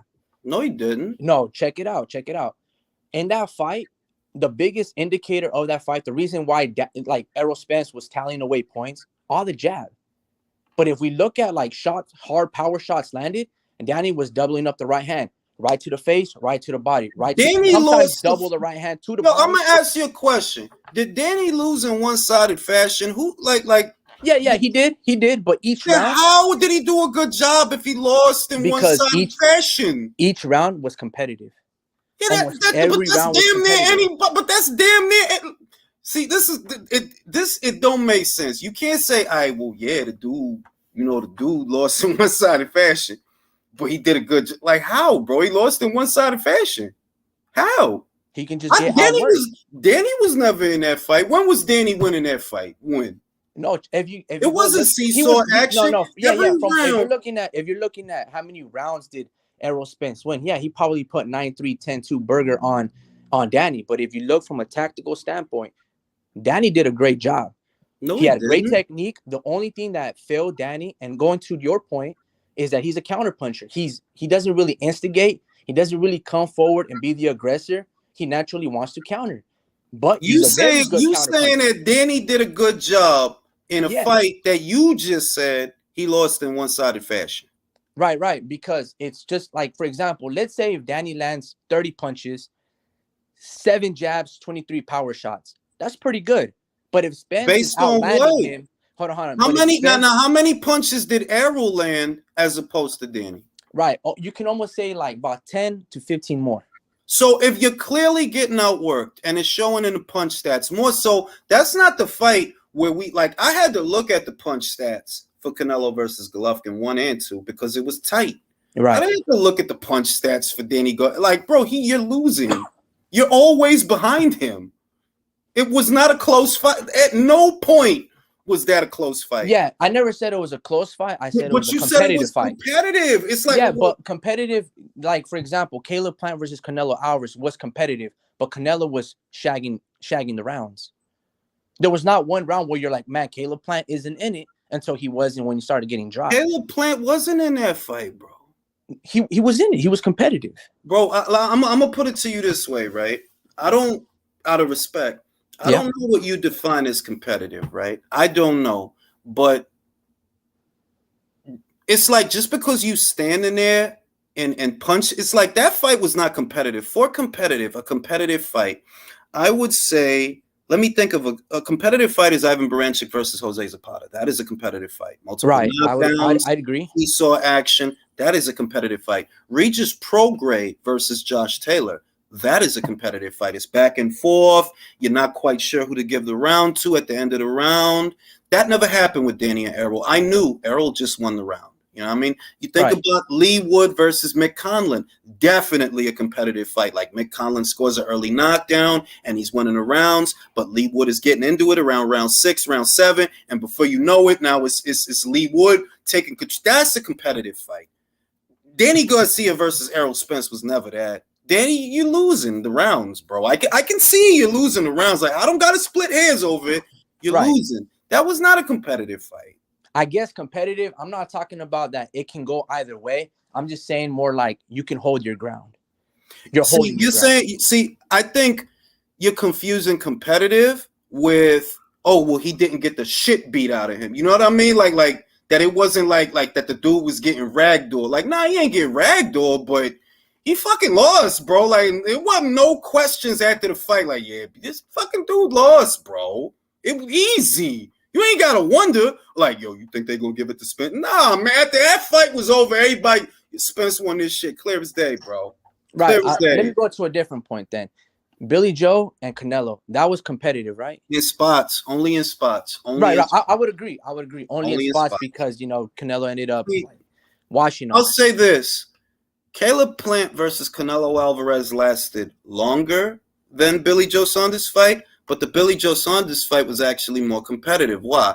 Billy was holding the center of the ring. He wasn't letting Canelo guide him around the ring like Caleb. Like a lot of people are watching Caleb's back end up on the ropes and not asking themselves, you do realize Canelo's putting him there. Billy has pivots and shifts. So when Canelo would try to back him, nope, I'm out of here. Not going to corner me. Kept it. If you watch that fight and watch it again, a good chunk of it is fought at the center of the ring because I agree. At least to me, Billy has better feet than Caleb Plant. Maybe Caleb has more heart. Maybe, I don't know. I don't know. But I know Billy got better feet than Caleb. And he's trickier. He feints more. He's fidgety. And he's a southpaw, so that's helping him. That fight had more competitive moments than Plant. Plant is, bro, you getting guided around the ring like a log down a stream. If your back is on the ropes, it don't end up there by itself. You're being put there because you don't want to hold your ground and you can't hold the center of the ring. So you end up on the ropes. That don't happen by itself. You're losing, in other words. Are you landing more power shots then? No, you're not.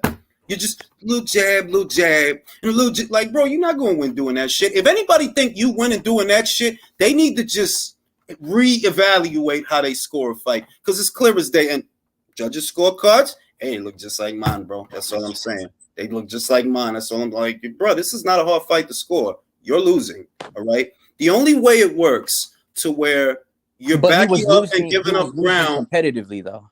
Huh? Like he was losing. It wasn't competitive. Look at the judges' scorecards and tell me it was competitive. Who did they have up? Oh, Canelo. Like they had Canelo up. Competitive part. What was the competitive part then? He was holding his ground, even though how is he holding his ground if his back is on the ropes? Right, but he was still catching shots and pairing shots and throwing counter straight right. So because he caught and parried a couple of shots is competitive. Well, no, not just a couple, but he did it for about. Well, I think the fight ended like around 9 or 11. He did it for about 10 rounds. All right, me and you have very different definitions of what competitive means because competitive means that, at least to me, it's always meant that the fight is up for grabs. Every round counts. They're hard to score. That's competitive. Like, yo, this is a hard-ass fight to score. Like, I don't know. Regis Pro-Grade Josh Taylor is my best. Is like, yo, that was a hard fucking fight to score. They're fighting on the inside. Regis is getting off power shots, but so is Josh. That's a competitive fight. If you losing most of the rounds, and I could see that, and I know that's how the judges have it, it's not competitive. You're losing. What's the competitive part? Why? Because your brain didn't explode? Because he didn't punch your head clean off your shoulders? It's competitive. You're losing. And if every round you come out, and I literally said this ahead of the fight, you know what's going to happen? Caleb going to come out every round. Every round, he going to end up on them ropes, trying to circle away, and little by little, it's going to wear on his stamina. And it's up. You don't have to believe me. The prediction is up. Little by little, it's going to wear on his stamina, and he's going to slow down, and he's going to get knocked out. That's what's going to happen. With Billy, it's a little tricky. No, I mean, I knew Caleb Plant was going to get knocked out because, I mean, the last 3 fights, he was fighting 3 40-year-old men. So that not going to prepare you for the Canelo fight, but, he's still Let me read a couple of these super chats because they've been piling up. There are no participation trophies in boxing. Being a game fighter is not the same as being competitive. You're out of your league, Mr. Guest. That's from Willie Lynch. Let me read the other one from Luis Puente. Luis Puente says, I lost the bet, but I had fun. LOL makes no sense. I dig it, bro. Let me see. I thought I saw another one. Up there that I didn't. I think this one. Country says, what's good, Julius and chat, tuning in. And I got to say, by the Spence fight, Brooke was damaged. Working still, but enjoying the show. Get it, hermano. I appreciate that, bro. And Brooke was damaged goods, bro. Like, he was damaged. It goes without saying. Like, it's a common sense argument. A fighter that just fought as a middleweight, cutting all the way down to welterweight, coming off an eye surgery, and a 5-round career-altering beating. Most people know Kell Brook never been the same after that fight. After that Golovkin fight, he never been the same. So that's not a dope win. It's like, yo, you did what you had to do and good because he was a champion. So I'm gonna give you that he was a champion and you fought him in Sheffield. But as far as a dope win, I knew he was gonna get his ass beat. And not just because I knew he was gonna get his ass beat. Look at what he's coming from. Ass whooping, eye surgery, weight cut. Then I look at Lamont. Hey, Lamont, what did you do at welterweight? Oh, nothing? Then why would beating you at welterweight matter? I just don't understand that. Why would beating a guy that has done absolutely nothing at the weight matter? Why would beating a guy who just jumped up 2 divisions? His last fight was at 135. His next fight is at 147. How is that a dope win? I didn't think it was dope when Canelo fought Khan. I didn't think it was dope when Golovkin fought Brook. I didn't think it was dope. I ain't gonna lie, because so many people was blowing smoke up each other ass about it. I told you, Rico gonna get embarrassed, bro. You too little and you too old. So I wanted to see that one, but I said, yo, too little, too old. He don't deserve no credit for that. And Vasyl Lomachenko himself said it. None of them deserve credit for this. This is not a big win. It's not his weight. He's a good fighter at his weight. Up here, we see you're not a good fighter. Mikey Garcia has not proven to be a good fighter at welterweight at all. It's not a victory that aged well. You just got out hustled by Sandor Martin. And he not even a welterweight, but that's where you fought him. Right, but again, still body of work. Okay. Brook, Porter, Ugas. Who are you going to give me to match those 3 for Josh Taylor? I would say Jose Ramirez is a better win than all of those because he was a prime champion who was unified, unbeaten. Yeah, but 36 rounds does not compete or equate to 1/12 round. You're comparing me 3 champions. Right, so I'm giving you no. See, this is what you're doing. You're saying give me 3 names. I'm telling you I don't have to give you 3 names because that one win is better than those. This is a unified champion. Are they unified champions? No, not a one. Not a single one. Brook wasn't unified and never unified, but he reigned as a champion for 3 years, but he never unified. Ugas, you didn't even be the champion to be a champion. You didn't. You got elevated because of the politics. Then Porter. All right, well, Porter got beat by Brook. You're moving backwards. You're literally moving backwards. But what has Porter done? Hold on. Let me do the math. Brook beat Porter, who beat Danny and Ugas. So really, the most solid guy you fought was Brook. These other cats is a cut below him. How I know? Didn't Brook beat Porter to take his belt? Yes, he did. And didn't that same Porter beat Danny Garcia and Ugas? Yes, he did. So everybody you've been fighting since then is a cut below Kell Brook. Now, so I'm going to look at Brook. Okay. Kate, is Brook a better win than Ramirez when Josh fought him? Not whenever, when Josh fought him. What was he when Josh fought him? Unbeaten, unified, champion in his prime. Nah, Ramirez is better. That's a better win. No, I would say that's a better win. I would agree because Jose is more accomplished, but he's not better than Kell Brook. I don't know that. Did they fight? Did they fight? Check this out. We didn't know that?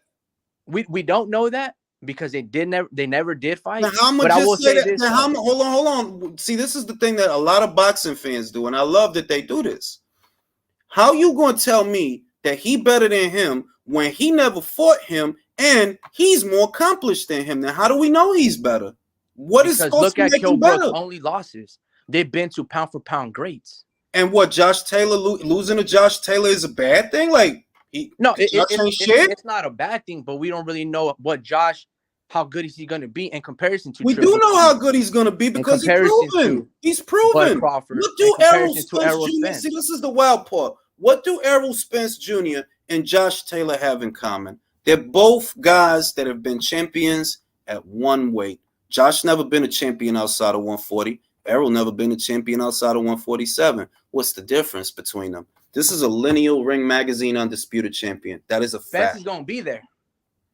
Yes, sir. That's bro. Listen, the fan stuff. Keep going. Listen, the fan stuff. You got to keep that to yourself. Because what if I don't agree with you? Then what? What if I say I don't think for a second this man gonna beat Crawford? I don't. Then we end up arguing our opinions. When the fact of the matter is, this is a lineal Ring Magazine undisputed champion. That's not my opinion. That's a fact. And it wasn't. Now hold on. It wasn't because of this ABC. No, he fought the fights to get the belts. Errol, are you these things? What has Josh Taylor done after beating Jose Ramirez? Defended his title. And he when is Errol right? But see, this is where your logic falls apart. If you're gonna put Josh under a microscope, you're supposed to put Errol under one too. Errol, you won the IBF title in 2017. Why are you just now fighting for a third world title? 3 of them have been on your side of the street. the whole time. Because Why are you just not self-inflicted fighting? wounds. Huh? Self-inflicted wounds. Exactly, self-inflicted wounds. So when I look at him and I look at him, you're more accomplished. Not by much. No, not by much. He has one more fight. Or if he fights the fight, let's see if he does. He has one more fight to get to where you at. And then when you're together, right? That, okay, well, you're undisputed, lineal ring magazine. He's undisputed, lineal ring magazine, right? Then we can compare. Right now, you're here.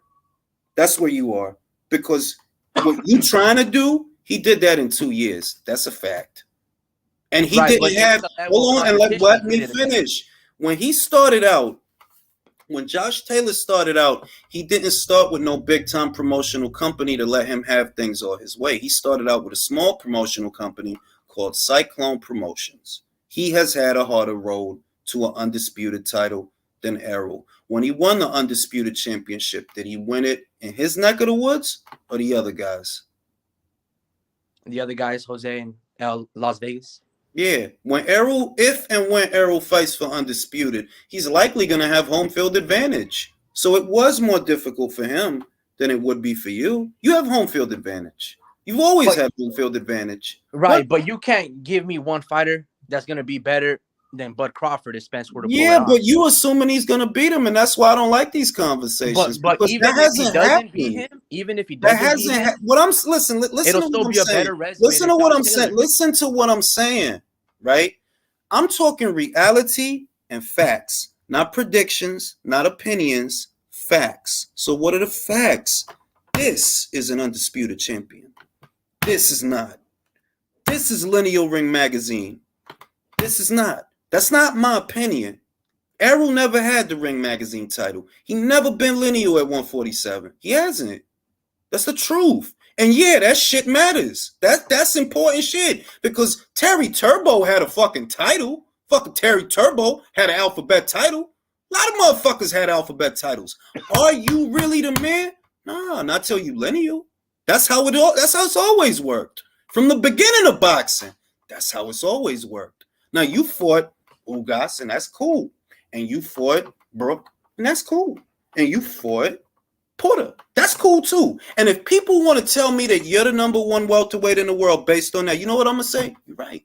He's unified. He's at least number one. Gotta give him that. Number one. You got him fucking 3 of the 4 alphabets. How could he not be number one? But are you lineal? No, see, when I gotta look up lineal, which is the history, lineal for lineage, that man down there at 40 is lineal. He's in that history right there. That the lineal championship passed from A, B, and C. He in there. He held the Ring Magazine belt. You know, his champions that go their whole career never touch the Ring Magazine belt. Never touch it. It's a truckload of champions that they held the WBA and the WBC and IBF. They held all time, but they never held that Ring Magazine because that's the important one. That's the major one. That's how you motherfucking know. See, when you start talking about your Bernard Hopkins and your Roy Jones you start seeing that Ring Magazine belt. But with Spence, no, he ain't hold it yet. So why am I going front on somebody that did that? You didn't do that, bro. I don't give a shit why you didn't do that. You didn't do that. He did that, so he get the props. Till you do that, I'm not gonna give you the props. You got to do that, and it's taking you a long motherfucking time. Now let me read these super chats. Taylor Ramirez was 1 versus 2. Spence hasn't fought his top competition, and thank you, because you put it in one sentence better than me, GM. Ramirez versus Taylor was number 1 and number 2 in the world. You didn't fight, Ugas is not man, look, and I'm, I'm not gonna be salty. I'm gonna just say, but he not number 2 though. Like, we know that. And Porter wasn't number 2. Nah, we know that. Being real, we know that. So we do know that because they were better and more accomplished than what Crawford had done at 47. 47, Crawford had only basically, you can honestly say, fought tune-ups, except Mean Machine. I would agree with that. Like, I'm not going to disagree that the quality of competition that Terrence Crawford has faced at welterweight was not the best competition. But what I will also say is that's because them guys didn't want to fight. Danny Garcia's father's on camera telling Crawford to leave his son alone. That's not my imagination. Top Rank made Danny Garcia an offer well before he fought Errol Spence Jr. Danny turned it down. What the fuck can you do? What can you do? You made him an offer, right? He didn't want to take it. They made Thurman an offer. That's on camera by way of AB News. That video was up. I've done plenty of videos on it. They made Thurman an offer. He didn't want to take it. Yeah, You but can't making an offer is not the same thing as fighting them. Just because I don't get the point. Bro, I didn't say it was. I said when you bring up his quality of competition, what I have to do is wonder, okay, well, why the fuck is he not fighting these people? Oh, he did try to fight them. And they said no. Is what it is. That's the truth. You can't sit there and chastise. You can't sit there and chastise. Oh, well, he's not fighting nobody. Or is he trying to? Yeah, he is. Oh, then whose fault is it that he's not fighting these guys? Whose fault is it? You see, when you say what you're saying, it sounds like you trying to make it his fault. But it's a matter of fact that before he fought Granados and before he fought Red Catch, they offered him what was it, like $3 million and a pay-per-view upside to come over to ESPN and do the fight. If you turned it down to fight those guys, you're not going to convince nobody that you got $3 million for Adrian Granado. Nobody believes you. And I know because the person's what was reported to the commission is out there. So, I mean, I know that you didn't get that. I know that you turned down Crawford for a smaller, easier fight with literally a smaller fighter. So what? I would have to be insane. I'm going to blame Crawford for that you said no. That don't make sense. Right, but again, going back to what we were talking about, Bud hadn't really done much at welterweight. You can't give him the number 2 spot just because he was down and being undisputed. I'm not the one that gave. Listen, I'm not the one that gave it to him. If you're trying to make an environment where Sean Porter was number 2, he was never number 2, bro. I'm just telling you right now, if that's what you're trying to do. But his resume suggests at welterweight. No, I'm not the one. 2. I'm not. Listen, there is no rank standing anywhere where Sean Porter was number 2. Not ESPN, not TBRB, not Ring Magazine, not BoxRec, which is an algorithm. Nobody ranks Sean Porter at number 2 or Ugas. Nobody. That's facts. That's not me. Right. That's not my opinion. Because they're going based on the merit that he did and what he accomplished at 140, but not what he had established himself to be at 147, which was fighting. Well, I'll say this, bro. I'll say this, right? A lot of emphasis is placed on Ugas beating Manny Pacquiao. Well, Jeff Horn did it first. That's just the truth. He got his Marcus did it before. Now, it's not about Jeff Horn, even though we can get into it, but it's not about Jeff Horn. It's not even that. It's that when Terrence Crawford fought that same Jeff Horn that made Manny look old, because I remember Manny looked like an old ass man. He looked like an old man that needed to quit. He didn't look like that with Thurman, but he did look like that with Jeff. He did. I remember both them fights, right? When that same Jeff Horn got in there with Crawford, Crawford beat the dog shit out of him, right? Right? So if we're supposed to qualify Ugas because you beat a 42-year-old Manny Pacquiao, we then have to qualify Jeff Horn for doing it first. Because he did do it first. Right. He did. That's the truth. He fought him before Thurman. He fought him before Broner. He fought him before you. He fought him before everybody. And he's the one who made him look old. That was the fight where everybody started saying, Manny looks old. When he fought Tim Bradley for a third time, he didn't look old. When he fought Jesse Vargas, he didn't look old. But when he fought Jeff, yeah, he looked old. He getting bullied. His head is bleeding. He's complaining to the ref. Looks old. Well, that to be fair, in that fight, if memory serves me right, Jeff Horn was tripping them, clinching them, headbutting them. Hey, it's a fight, bro. It's a fight, bro. I don't gotta. But just because you're in a fight doesn't mean you're doing illegal tactics. You can almost make a case that Tyson Fury versus Wilder or Jeff Horn should have been deducted multiple points. And if you get deducted multiple points, you should be on the cause of disqualification. I wouldn't make that case because that boils down to the ref. Some referees allow more clinching than others. Some referees allow more infighting than others. That boils down to the ref. What I'm saying is if you're going to, bro, what I'm saying is if you're going to try to sell me Ugas beating an inactive 42-year-old fighter that's been out of the ring so long they took his belt. If that's what you're trying to convince me of, that that was a good win, then Jeff Horn's win is just as good, if not better, because he fought a younger Manny Pacquiao that wasn't inactive, that was a reigning champion. That's not what Ugas fought. It's not. Manny was an active fighter when Jeff fought him. He was not an active fighter when Ugas fought him. Yeah, That's facts. yeah, that's facts. And then we talking about a 42-year-old man. Like, really, fam? We going Ugas? Your biggest win is a 42-year-old quasi-retired Manny Pacquiao. That's your biggest win. That's his most popular win. I would say his best win leading up to it. I mean, had to probably beat Omar Figueroa. Figueroa at one point was a force. Maybe not at 147. He wasn't a force at 47. Yeah, See, at 47 he wasn't. But this is Omar Figueroa. Let me tell you about Omar Figueroa. Right, he beats the shit out of Robert Guerrero, and it was a fun fight. I liked it just because of how bad he was beating the shit out of him. I just like 4 rounds. He beat the fuck out of him, yo. He really just beat the shit out of him, right? But check the shit. The Robert Guerrero that he fought, it's like, bro, this dude should not even be fighting no more, bro. Like, nah, like, this dude is cannon fodder. Like, nah, he should not be fighting, right? So, Omar Figueroa is one of these cats that you don't really belong at welterweight, but you can't make super light anymore. You know what I mean? Like, you can't, because that's really where he belonged. He belonged at 40, but because maybe he doesn't have the work ethic, I don't know. He just don't belong at 47. Because if you think about it, who the fuck, think about the landscape. Omar Figueroa beats Jaron Ennis? No. Omar Figueroa beats Virgil Ortiz? No fucking way.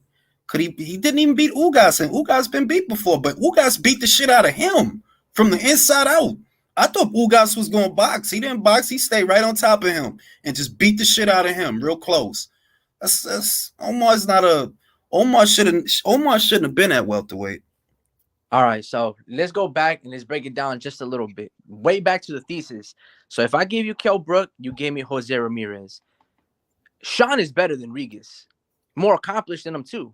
I would say Sean is definitely more accomplished than Regis because he is a 2-time welterweight champion, whereas Regis has yet to become a 2-time champion at his own weight. But what I would not say is that Sean is a better win comparatively than Ramirez. It's not. You're a 2-time welterweight champion, right? And that's cool. But you lost the bulk of your step-up fights. He lost one. And if he becomes a 2-time super lightweight champion, the way you became a 2-time welterweight champion, he's a better win than you are. In some ways, he is now because he was unified. You never did that. You tried. It didn't work. Right, but what we do know what Sean Porter has done after the fact. Which is? After losing to Spence, he's still competitive. He still gave Bud a good competitive fight. It wasn't competitive. He was losing. This is what I mean. Like, your definition of competitive differs from mine. Sean was never in that Crawford fight. You're losing, bro. You're losing most of these rounds. And I said, I don't think so, but once again, I'm going to take it back to, because this is why I do the fucking videos. I said this years ago. Crawford's going to be the first man to stop Sean Porter. I said this already. So if I give you Kell Brook, Ugas, Sean Porter, Kell Brook, let me put it to you. Who are you going to give me and Josh Taylor besides being Jose Ramirez eliminates all those guys? If we're doing tit for tat, does Ramirez eliminate all of those fighters? Hold on. I'm not doing tit for tat. I'm telling you, this is what I'm telling you. The best fighter that Errol Spence Jr. ever fought, the best, and this is proven, is Kell Brook. That's the best he fought. How do I know? Kell Brook won his belt from Sean. You won it from Sean, right? All right, cool. And who did Sean beat? Sean beat Danny and Ugas. That means Danny and Ugas is a cut below Porter, and Porter is a cut below Brook, making Brook the best guy you fought. Bang. So now I'm going to look, all right, Brook's best guy he fought. Most skillful guy, longest reigning champion that he fought. He was a champion for 3 years. Right. Now I'm going to look at Ramirez. So hold on, I'm not done. Okay. Right, now. Ramirez beat the same number of world champions as Kell Brook. That's a matter of fact. He beat Mighty Mo Hooker. He fought for a vacant WBC title, but he beat Mighty Mo Hooker and took his WBO. So he fought the same number of champions as Kell Brook, but he was unified, unlike Kell Brook. And he's still out here. He's still out here winning fights. And he's still out here. So he's still out here. Hold on, my man Jose Ramirez, man of the people, stoic, pressure fighter. He on the verge of becoming a champion again. He on the verge. If and when that happens, that is easily a better win than Kell Brook. Right. So when and if that happens, by then Spence should have fought and maybe beat Bud. So hold on. So let me go to you. I'm gonna give you 1 point, Jose, over Kell Brook. You just said Sean Porter was better than Regis. So I'm gonna give 1 point for Spence over Regis. So it's 1-1. Let me say this. Who are Let you me gonna say give this. me Let me say Ugas this. Let over me say this. Barenchenk? Let me say Ugas this. or Barenchenk? No. Let me say this. You're gonna give me 2 points to Spence. No. I'm gonna say two guys. Regis is better than Ugas. Yeah. Regis beat a champion to beat a champion, and he made it look easy. He fought Kirill Rillick for the WBA, and he made it look easy. He fought a champion. Ugas didn't fight no champion to get his belt. He was elevated to that position, and But then he fought a legend. Big deal. I mean, Chop Corley is a legend, and fucking Anthony Yiggett fought him. We can't do that. We know he was old. We know he was inactive. We know this. Right. But hold on. He was old and he was inactive. Sean was Errol Spence's second best win. Regis was Josh's second best win. You just acknowledged that Sean was better than Regis. So let's go to the third fighter. All right, hold on. Even if the argument becomes that Sean, hold on. Even if the argument becomes that Sean is a better win than Regis, because I see that's where you're going. Okay, let's entertain that. Sean is better than Regis, right? But your number one win isn't better than his number one win. His number one win is a unified champion. Right. But that's what. All right, now when you look at that the best guy you hold on, wait. When you look at that the best guy you ever fought pales in comparison to the best guy that he ever fought. Best guy that he ever fought, when he fought him, that was for undisputed. Are you there? No. The only way you get there is if and when you fight Crawford. Then we could say, okay, well, Spence's, and I don't even think he's gonna win, but let's hypothesize. If Spence would have beat Crawford, then you say, yeah, his resume is better. Why? Crawford is a better guy than anybody you ever fought. He's a pound for pound fighter. You didn't fight no pound for pound fighter. Not like Crawford, if Errol would have beat him. But is Errol there? No, you haven't fought Crawford. You haven't. Right, but if we go based on who Sean Porter has beaten, it's much more impressive than any Jose Ramirez's wins. Paulie Malignaggi. Who are we talking about? What, the German kid? Sebastian Formella? No, but he also beat Danny and Ugas. Those are credible fights. Cut below. That's a cut below. Right, they're still cut below, but those were competitive fights. Because you're going back now. You're going back to where beating Danny. Hold on. Hold on. Wait. You going back to where beating Danny means something, right? That's where you're going back to right now. Because Sean beat Danny. Like, bro, Danny ain't beat shit. Why would beating him?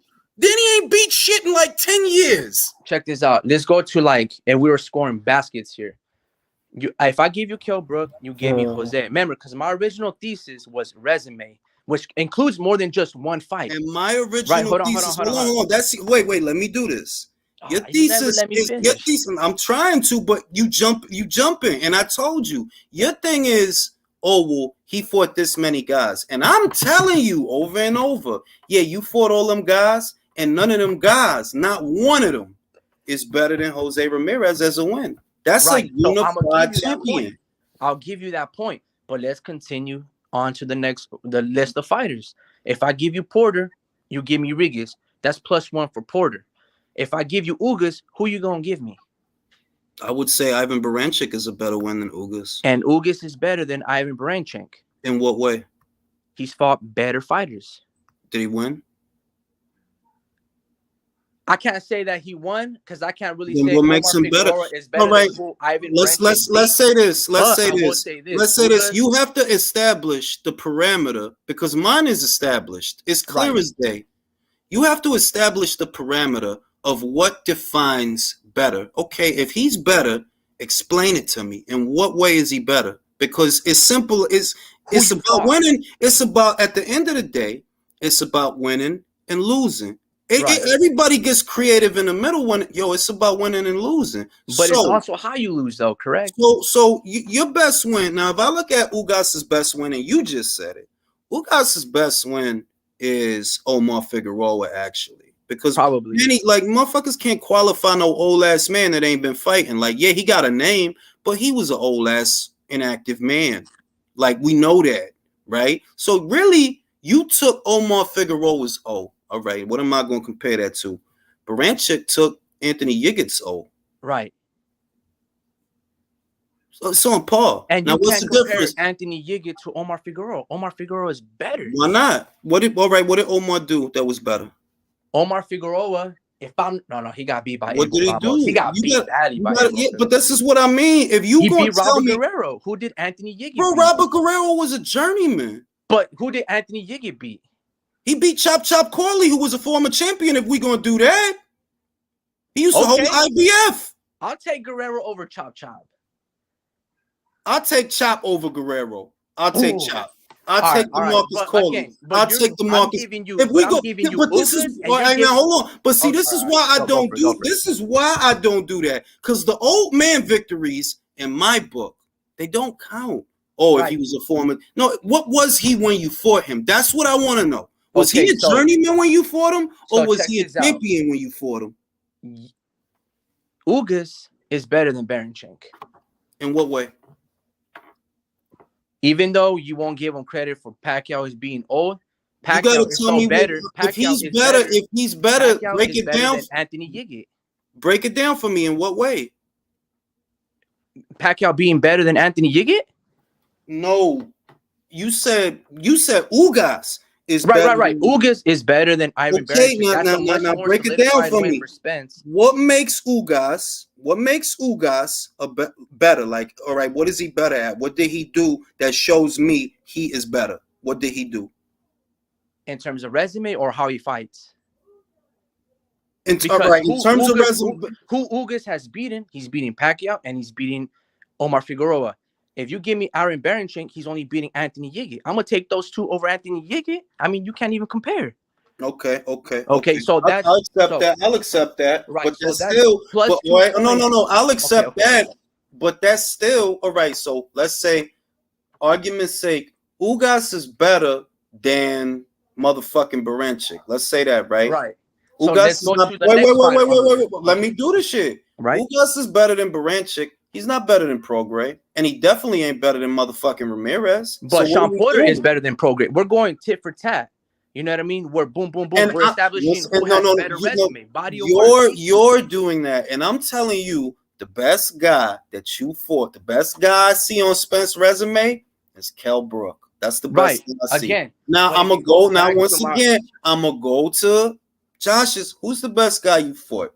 Jose Ramirez. What's the difference? He's unified. Okay, now let me go to Spence. Spence, have you even fought? You've made this point 4 times. Have you even fought anybody that unified a title? No? Then what makes your resume better? Oh, what? Because these guys all fought each other in a circle jerk? That doesn't make them better. Absolutely. We already knows. In other words, what you're doing is like, it sounds like stat padding, and this is what I mean. If we know, right? Let me do this. If we know that Kell Brook was a better welterweight than Sean, we know that he had a longer reign as a champion than Sean. He literally won his belt from Sean. Right. If we know that, and we know that, Sean, he beat Danny Yan, you guys. The pecking order is established. Brook is the best guy you fought. Right.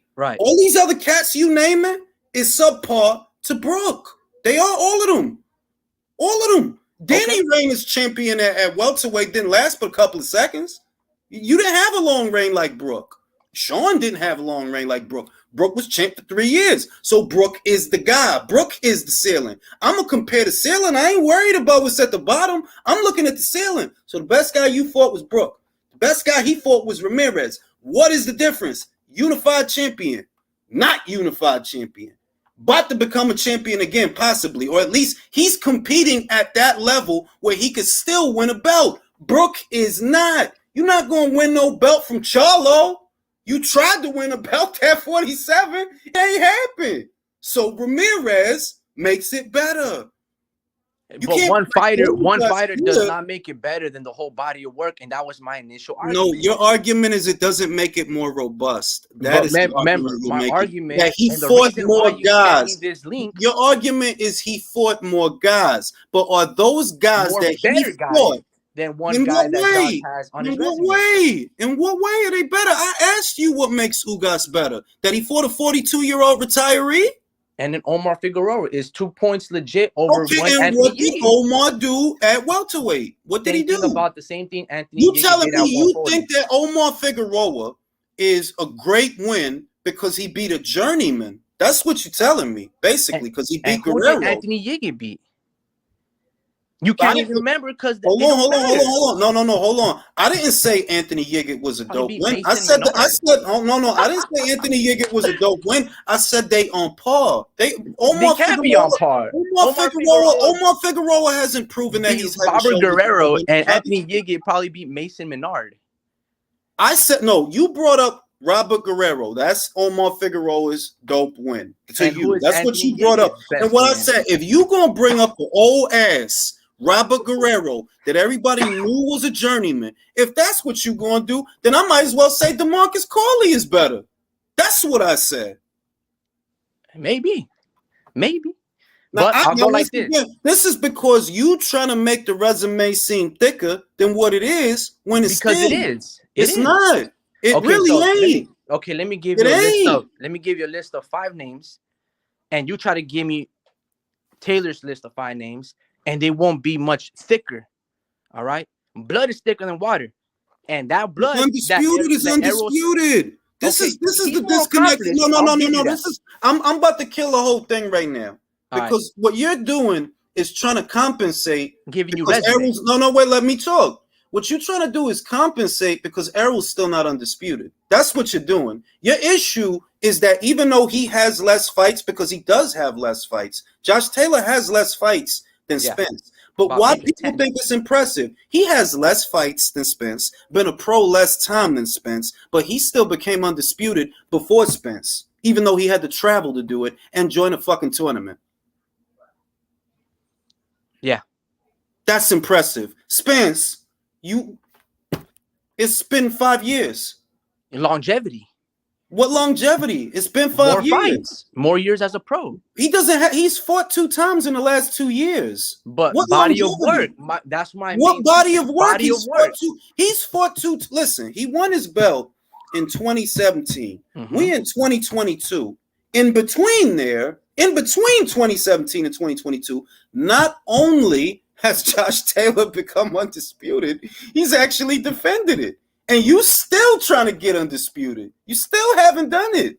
Yeah, but it's been against better competition. Let me go back to my initial shit. Whose fault is that? It's been better competition, though. Whether it's taking them 5 years. In what way? I'm trying to give it to you. The list of names. You don't want to accept the list of names because you're just going to give me Jose Ramirez. My guy. Hold on, my guy. All right, so all right, let me tell you this right now that should nip this in the bud. All right, so Errol Spence fought 3 champions to become unified with 3 belts. They all had losses. Some lost their big step-up fights. Josh Taylor won the World Boxing Super Series, the Muhammad Ali Trophy. He has he's lineal, has the Ring Magazine title, and beat 3 unbeaten champions, one whom was unified. Enough said. That's it. That should nip it in the bud right there. I mean, fair point. Yeah, he got. Let me say this. What you're glorifying are the filler fights. You're not talking about those are filler fights. When you bring up Mikey Garcia, that's a filler fight. You had the option of fighting the number 2 guy. You chose to fight a lightweight. That's facts. That's not my opinion. That's facts. You had the option of going for lineal and Ring Magazine. Then you chose to fight a lightweight because he has a couple of fans. That's not a dope win. I already said I didn't think it was dope when Kell Brook fought Golovkin. I didn't think it was dope when Amir Khan fought fucking Canelo. I trashed all of them. Same way I trashed Spence. Keep the same energy. You didn't beating a lightweight that never even fought as a welterweight. Beating a lightweight that never even fucking fought as a that's not a dope win. And I could take a poll right now. Who thinks that's a dope win? Hey, Jules, what would you have rather seen? Mikey Garcia fight Lomachenko or Mikey Garcia fight Errol Spence? Mikey Garcia versus Lomachenko. You know how I think. Thank you. You know how I think. No, I think that's not Mikey Garcia versus Spence. I said it before the fight, and that's exactly what it's not going to be competitive. Who the fuck wants to see this? It's not going to be competitive. Mikey doesn't belong at welterweight, and what Tom has shown us is no, he doesn't belong up there. So why the fuck would beating him there be dope? Lamont Peterson was faded by the time he went to welterweight. His career was almost over. Why is that dope? If you're going to tell me that that's dope, then I'm going to say, you know what? Ryan Martin was unbeaten when motherfucking Josh fought. He was unbeaten. He never lost a fight. And he was on Peds. That's more dope to me than Lamont Peterson. Because after the Josh it Taylor, looks better on paper. Wait. If we going to just go off interpretation, you know what's dope? This dude fought a guy that was on performance-enhancing drugs, and he beat him so one-sided, you never would have known it. And it didn't come out till after the fact that Ryan Martin was on Peds. He was on testosterone. That's more dope to me than beating an old Lamont Peterson. Skills. Easy. But you telling me, Josh, like, listen, bro, listen. All right, hold on. Listen. You're not going to sell me that Mikey Garcia is a dope win. No, it wasn't. Lamont Peterson, let me talk. Nobody gave Lamont Peterson a chance. That was not, nobody even thought for a second that was going to be competitive. Take them two names out. The only names that count, Sean Porter, Kell Brook, Ugas. All that other Danny Garcia, why you keep bringing up Danny Garcia? He didn't beat anybody. We done been through this. Danny's a beast, though. He didn't beat shit at welterweight. A beast? Not at welterweight, but Danny's still a beast in what he did underneath. He hasn't been a beast in almost 10 years. That was at 140 that he did all that. Right. But that's still incredible. That was years ago. How was that credible when he hasn't beat nobody? When Danny fought Thurman and he lost to Thurman, he still gave Thurman a good fight. But he lost. Literally, right. That's the participation award. But again, he lost. If I participate, let me put it like this: if I participate in a World Series, right, in baseball, and I go to Game 7, even though I lost, I was still competitive in that bout. But you lost. Bro, this is not the world. It's not even that. It's not even that. It's not even that. This not the World Series, bro. It's not the World Series. What it is Danny Garcia, ever since he went to welterweight, whenever he steps up and fights a solid welterweight, he loses. You could bank on it. He loses. Right. But he loses against two bona fide welterweights. Legit. So what does that exactly? Bro, you just said it. He loses to bona fide welterweights, right? Bona fide welterweights. The only guys he could beat at welterweight are guys who aren't welterweights. Just like himself. So why is beating him at welterweight a big win? Because even though you try to rise up to a challenge, but you still fall short, and he still competed. He was competitive against Sean Porter. He was competitive against Keith Thurman. He was somewhat competitive against Errol Spence. And he lost all of them fights. And he lost all of them fights. That's like saying, you know what? That's like saying because Gabe Rosado was competitive with Munguia, you lost, bro. You lost. Right. He was about winning. No. It's about winning. It's about winning and losing. So if you lose to every bona fide welterweight you fight, what does that say about you as a welterweight? That means you're not a bona fide champion.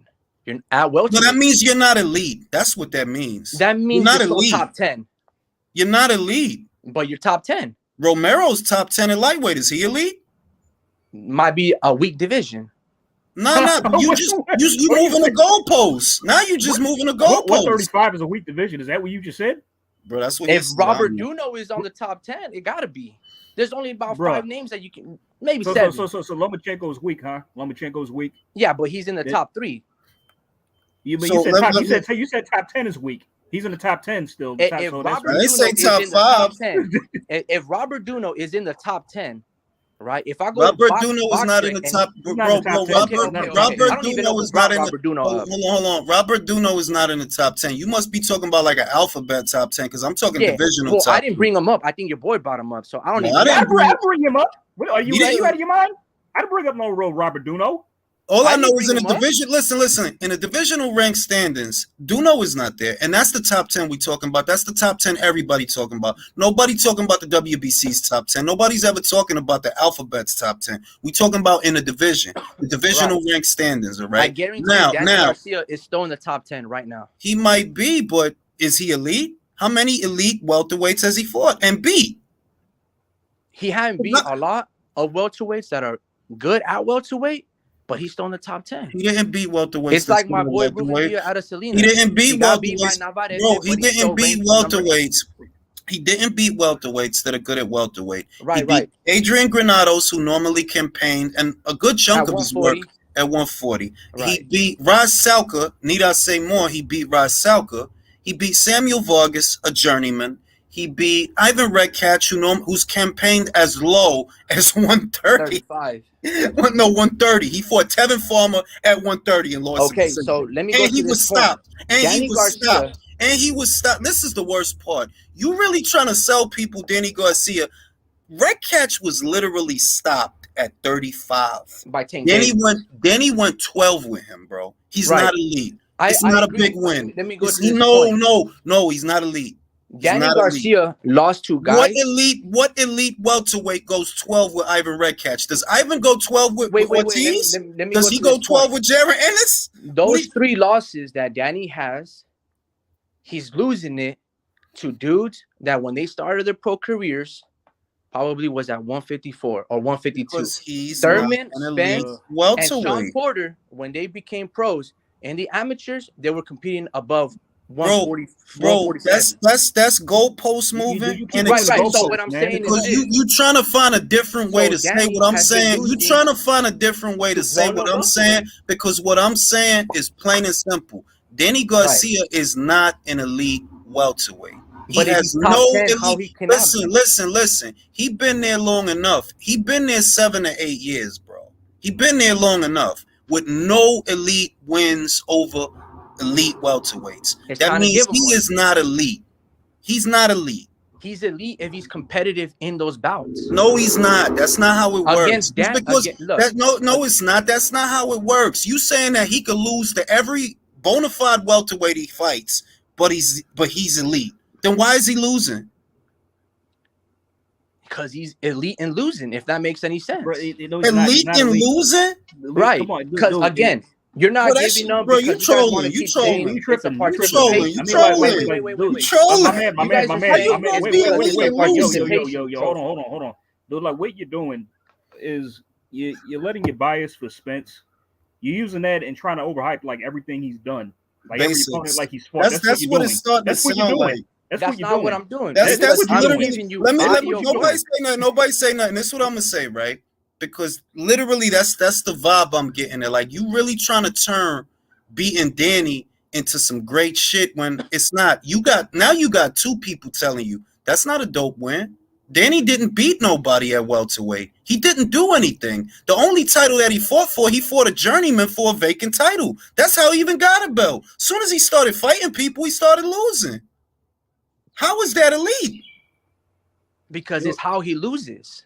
Jules, I brought this up in passing. Like, Jules, if Danny Garcia would have dared to fight Terrence Crawford, let's say you and me get into a fight. Let me finish. Hold on, Jules. Like I've asked you this before. We talked about this. If Danny Garcia would have dared to fight Terrence Crawford, what would have happened to that man? He'd have got knocked out, bro. Just like Sean. There you go. He probably get beat. I don't know if he get knocked out. No, he'll get knocked out. He'll get knocked out. I heard. See. This is how I can always distinguish Spence fans. Because it's always no, I don't know, bro. You wouldn't put no money on Danny to finish that fight on his feet. No money. I mean, I put money on. No, Spence you wouldn't. You wouldn't. You would not put no money on Danny to go 12 because he wouldn't. And everybody knows it, but everybody likes to pretend so that Spence didn't knock him out, bro. That dude don't go 12 with Crawford. Everybody know that. That dude don't go 12 with Ennis, let alone Crawford. I see a one-shot nerve damage on Benavidez Jr. almost go 12. One second, let me ask you a question. But he got knocked out though. He did. He did. 12. But if you brought up your example.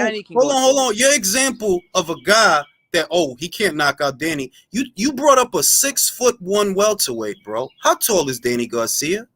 5'8". Like, you don't think that matters? That the dude is 6'1", bro, and this is the WBO. When he rehydrates, there is no 10-pound rehydration cap. Okay. Only Spence fans do this, Danny yo. don't need okay, Jules, my man, let me ask you a question. Let me ask you a quick question. All right, Jules, I'm not going to ask you because I already know what your answer is going to be. Let me ask you this. Okay, so Bud and Spence fought Porter, right? Who beat him more convincingly? Bud. Okay, I mean, was he ahead in most of the fight? Would you say? Was he? I wouldn't say that because I think the corner needed to tell him, "Hey, you're down in the cards," and he was like, "How?"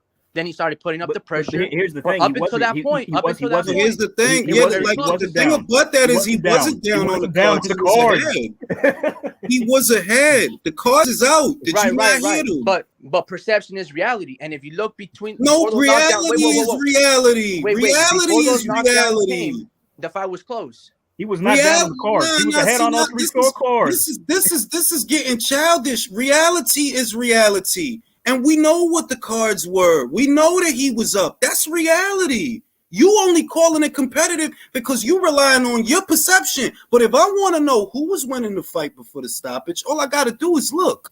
I don't got to interpret. I don't got to decipher. All I got to do is look. Oh, Crawford was up.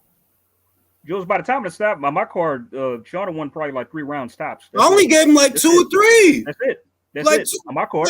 Like, I don't know how people look. This happens every fucking Saturday, and I love how quiet people get when the judges' cards actually come out and they look just like mine because they never say nothing after that. Again, the judges never say nothing after that. Of the ring, one judge had Canelo beating Floyd. So how good are the judges when there's so many? All right. First and foremost, I didn't have Canelo beating Floyd. First and foremost, nobody did. It's obvious that something was going on there because the woman stepped down. But you bring in an outside circumstance as if that's normalcy. So imagine That's not normalcy that somebody would score a fight. That's that one-sided. It happens. It does happen. Let me tell you this. Josh Taylor versus Jose Ramirez. Was that a close fight? My interpretation of it was yes, because of where it is. Okay, because where it is. So we're talking about outside influences, just like you stated. So you don't think outside influences have the house fighter, Bud Crawford, hosted by Top Rank? Oh, so you saying? Oh, no. So let me understand it then. In that fight, Josh. No. Hold on. Let me understand it. You saying that what you had Shawn winning the fight? Before the knockdown started coming. Don't answer. I had Bud up 1 round. Well, I'm gonna say this. You don't know how to score fights. I had Triple G beating Canelo the first one. Nah, I mean that's cool, but I had the second one a draw. We cool, that's cool, but you moving the goalposts. If you telling me that you had Shawn Porter that close to Crawford, no, you don't know how to score fights. Okay, I'm sorry to say that. Let me go to this point. Did you have Mean Machine versus Crawford a close fight? No. Why not? Crawford was more accurate. Mean Machine was more aggressive, but it's not just being aggressive and throwing. You got to land. And he dropped them though. That's cool. That's a round. Should have been a knockdown. I mean, to me it was a knockdown. And that but fight was close. even if he knocked him down, that's a round. 10-8 that round. So that's a round. That's a round. What did Crawford do to him after that though? You know, it ain't even no. It ain't even that. Look, I'm telling you, no. Stop, everybody, stop. Listen, I'm telling you right now. If you can't score a fight that's as simple and clean, because Crawford versus Porter wasn't a fight where there's a lot of infighting, so you're kind of confused who to give the round. They threw way less punches in Crawford versus Porter than they did in Spence. All right. If it's a chess match, off top, you should know. You should know. And if you don't, it's literally because you don't know how to score a fight. That was not a hard fight to score. Spence versus Porter was harder to score than that shit. Because there was too much infighting. It's like, there's infighting, but on whose terms is the infighting happening? Because we know Spence liked to maintain a pocket. Porter liked to be all close to the guy and smother his shit. And it's a lot of infighting going on. You said cleaner shots. Who did you have winning, Porter or Ugas? Oh, I had Porter winning. Why? Busier. But he didn't land the cleaner busier. shots though, right? So it's I wouldn't quality say over that. No, quantity. I wouldn't say that. I wouldn't say that. A lot of Okay. people rewarded Ugas for making Sean a little bit more hesitant to come in, but I didn't have Ugas winning the fight. I noticed it. They're like, yo, Sean don't want to jump in with him the way he wanted to jump on Thurman. Ugas is getting his respect, but that's not enough for you to win the whole fight, But he also landed the cleaner punches. according to you. And if I'm not mistaken, he should have gotten a point for dropping Porter. According to you. He threw a looping right hand. I say it was If bad footing, but a punch didn't land. now once again, if we're gonna do the shoulda game, because you saying, oh well, he should have got a point, an extra point for dropping Porter. Well, Ugas should have got a point for dropping Spence, because if the ropes hold you up, that's a knockdown. Stand count. I would agree. I would agree to that point.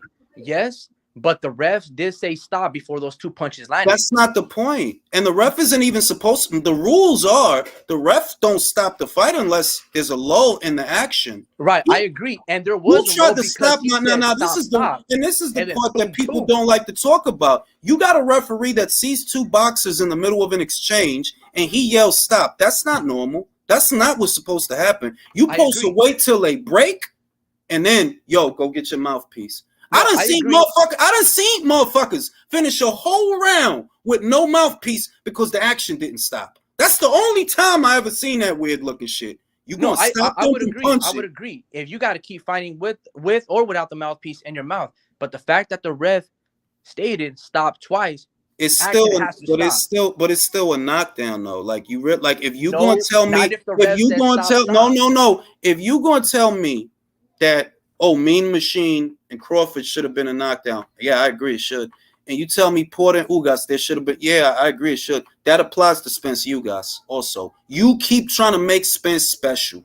That's what I see. Nothing applies to Spence. Nothing applies to Spence. Wait, hold on, my man. Let me give you an example. You remember Cooper Holyfield, right? Yeah. Bert Cooper, Vander Holyfield. When Cooper drilled Holyfield with a right and sent him into the ropes, what did the ref do? What did the ref do after that? Give him a standing count. Thank you. That's what Spence should have got, but he didn't get one. Right, but did the ref say stop, and then the punches landed? Doesn't matter. He should have gave. It doesn't matter. Knockdown's a knockdown, bro. Knockdowns, no, it doesn't matter because a knockdown's a knockdown. A knockdown's a knockdown. And the funniest thing is you saying that the ref said stop. You're not remembering that fight. No, let me do this. When the ref said stop, he didn't get between them. Spence literally circled off the ropes and they got back to fighting. Actually, he was in the cusp of getting in between, and then these punches landed, and then hold on. So you got a ref yelling stop that don't come in between the boys. He let the fight go on after Spence's clear of the punches. That should have been a knockdown. What ref yell stop? What ref yell stop that doesn't stop the action? If all those are knockdowns, right? If all those are knockdowns, did you still have that Ugas versus Spence fight close? No. Okay, why not? Winning the fight. That fight was so close. No, it wasn't. That wasn't close. This is what I'm. See, that happened like around. I want to say the third or the fifth round. That fight was competitive. Listen. For those that are listening to this, for those watching this, he's telling y'all that Spence versus Ugas was close. In those first 6 rounds, where that knockdown should have happened, absolutely. No, it wasn't. Because then after point, I think like. And you know how I know it wasn't? It's not just because. It's not just because I didn't have it close. I had Spence winning wide. It's not just because of that. That's how the judges had it. My guy.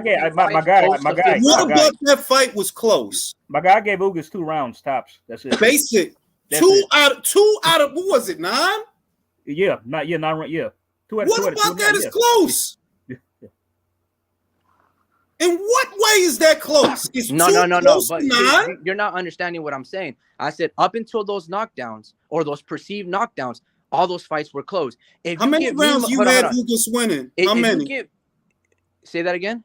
How many rounds you had Ugas winning? Out of the first 6, I had it 3-3 plus the knockdown. If you want to give it to it, Roden, all I can tell you is you don't know how to score fights, bro. So go watch the fight. Tell me. I watched the fight. I was watching it here live on this channel, scoring it. Tell me the first 4 rounds out of the 6, Ugas. You cannot say those were 50-50. You could have gone either 6, way. I think after 6 rounds, I had Ugas winning 1 round out of the 6. I think it was 1. So if you're gonna tell me Yeah, that it he was. only won the round Yeah, where yeah, he it was. rocked him, Was it 2? Really? Was it 2? Because you can say he won round 6. You could say that. Yeah, he won round 6. I'm He gonna won say round that 6. he won round 1, 2, 4, and Yeah, 6. yeah, you're right. Okay. The first round, yeah. Come on, that's guys. but that's 2 rounds to 9. And then bro. give him the 10-8 if you That's want. 2 rounds, but We that's got still, Spence down. but that's still down. Yeah, okay, If you give it- bro, after round 6. Bro, if you have listen. listen. If you have Ugas winning 2 rounds and one of them is a 10-8 round, that means Ugas only has 3 points. Right. And how much How does is that Spence have? close? How is Spence that has how many? close? How is that close? If we're going into 6 rounds and he's winning 3, how is that not close? That's literally a draw. Yeah, if they would, you're right. If they would have counted the knockdown, you're right. Right. So then we go past Well, my point was 7, 8, 9, 10 was all Errol. I mean, I don't know what Ugas was doing, but that was all Errol. I mean, like I said, that wasn't a close fight, bro. So And again, if you so go listen, no, we gonna cut the shit. If you trying to sit here and tell people that Ugas versus Spence was a close fight, no, it wasn't. And if you don't have the faculties to realize that is not a close fight, that is an easy fight to score, then I don't know what to tell you. No. Was you struggling to score that fight? Not at all. No. Not at all. I'm not struggling because of what happened after the 5th or the 6th round. Same thing with Terrence Crawford and the Mean Machine. But up until that knockdown happened, it was a close-ass fight. I think you just call everything a close fight because you gonna call some fights close that wasn't close. Bud got dropped. Getting dropped doesn't make it a close fight. You saying because the dude got dropped, it was close? Because so who's winning the majority of the rounds? Right. I would agree with that point because I can be like, well, Chavez dropped Maravilla, but he got his ass beat for 11. So I would agree with that point. But in the context of those 3 fights that we just stated, up until those knockdowns were happening, they were close and competitive. No, they weren't. Nobody think like I could take a poll right now. Was Crawford versus Porter a close fight, or was Ugas versus Spence? And I already know what it's going to say. Right. But when was it close? You gotta look. How you going to say it was a close fight when Ugas wasn't ever really in that fight outside of that referee shit? That's really the only time that anything happened for him. That's my cutoff point, though. If you're going based on those 3 fights, when those so he wasn't getting worked in rounds 3 and 4. So he wasn't getting worked. Nah, he was doing good. He was holding his ground. Bro, I don't know what you're talking about, bro. I don't know what you're talking about. Like, look, if you go watch, hold on. Listen, I understand that Spence beat the shit out of Ugas for the whole fight, but I'm saying up until those 6 rounds, it was close competitive. When Terrence Crawford got dropped by Mean Machine, it was competitive. No, it wasn't. Porter and Ugas fought, it was competitive. With Porter and Bud fought, it was all competitive. All those 3 fights. No, they weren't. Look. No, they weren't. Right. First off, they weren't competitive. Those were fights where there's a clear guy that's ahead. It was clear as day. And if you didn't see it that way, that has more to do with you than the fight and what you define as competitive, because those were very easy fights to score. Now, let me read these super chats because they piling up. That's not even a debate on Taylor or Spence. Canelo and Usyk will be undisputed in 2 divisions in less time than it's taken Spence. All right, Drew says, let's cut this BS. Let's cut this BS. It's a fight, and what's illegal to one ref. Yeah, that's true. That goes back to what I said before. It all depends on the ref you're using. Willie Lynch says, if that's the case, we need to take away Ali's first win over Frazier away for holding behind the head 132 times. It's a fight, not a dance. There's no such thing as a fair fight, period. Darren says this argument will be irrelevant soon because Crawford will soon be undisputed. Hey, that's how I see the fight, man. That's how I see the fight, but that's how I see the fight, but I don't like to live in fantasy land, so I leave it. When they fight, they fight. Drew says Danny is a journeyman. That's what I've been saying. He's a journeyman. Since he got the 47, that 140-pound Danny is a myth. All right, it's a folk tale. That's how long it's been. Jules, Damn. put Danny in the ring with Connor and see what happens. Bro, look, put Danny in the ring. No. Do I'm the Philly. serious. Do the Philly special. Put him in the ring with Jaren. Jaren has not beat really nobody, right? But Jaren would be the one to prove to you Danny's not elite, bro. People will play with him. They will play with him because he's not elite. He's not elite, and he really ain't never been elite at welter. He was all right. He was all right at 40 because he beat Matisse and because he upset Khan. He was all right. Soon as he got the welter, all that shit stopped. Why you think he fought Raj Salka? Why? That was it. Willie Lynch says, how many belt holders did Ugas beat again? Yeah, he ain't beat nobody, bro. His claim to fame is an old ass Manny Pacquiao and Omar Figueroa Fig Newton that never had a belt at 47. Elite and losing, I'm dead. Me too. Triple G lost, he's still elite. What you talking about? Yeah, but he lost, like, the only fight that he lost just so happens to be to the number one pound for pound fighter in the world right now. That's the only dude that beat him. And those three guys that Danny lost, maybe Sean, I don't know, but the other two were top 10 at the time. Yeah, but forget top 10. The only dude that beat you wildin'. Willie Lynch says statistics only matter until they don't. That seems to be the case. No, they don't matter when it comes to Spence. That's when they don't matter. So listen, man. Jonathan says Southpaw beats his mama whenever you say Canelo's name. That's not the real Southpaw. That's a dude in the UK. I have his file. Oh shit. Called my CIA buddies to let me know who that is. That's a dude in the UK. by the way, Joe, speaking of CIA, like call them off my house, man. I know they watching me. All right, man. I'll call them off. I swear to God. I'll call them off. I swear to God. All right, I'm gonna let Southpaw. Is that let me see if that's the real dude. I don't know. Southpaw. Let me let him on. I bet there's the link. Are we done with this? Because we keep going back in circles. No, I mean this is the disconnect. At least I can only tell you what I got going on right now, right? So the way it breaks down right now, based on the formula and the criteria that I use, Spence is behind. That's Sawab. Is that you? Yes, my brother, it's me. That was you. Oh man, what the hell? Nah, I'm trying to get this Southpaw person. I posted the link. Yeah, he was there. He was there earlier. I now let me say this. The way it is on mine, Spence is behind Josh, but not by much. In other words, Spence is one win away from surpassing Josh and I think Jermell. But it depends because Jermell's about to have his undisputed fight. Crawford. The Spence Crawford fight is not even done. Charlo versus Castano is done. They got their fight date. They got their venue. It's about to be a wrap. Jermell gonna be another guy that became undisputed before Spence. It's a lot of guys that have become undisputed before Spence. The only saving grace for Spence is that if you can beat Crawford, if you can, which I don't think you can, but if you do, he's a better guy than any guy they fought. And that's what's going to put you ahead of them. That you didn't just beat a champion, you beat a pound-for-pound fighter. Like, well, you know, Charlo about to fight Castano. I love to fight, but Castano's not a pound-for-pound fighter. He not. You know, he not. I'd agree. Yeah. Canelo fought. It looked like that's the real Southpaw. If he start cursing people out and start talking about people mothers, he going to get kicked the fuck out. Straight cheese. My kids is over there right there. If I hear any foul fucking language, any of that shit you be doing, you out. Hey, first of all, you cussing right now, bro. All right, motherfucker, there you go. See how that works? You see how that works? It's my fucking house, bro. It's my fucking channel. Woo! Now go back to making Canelo videos with your iPhone headed.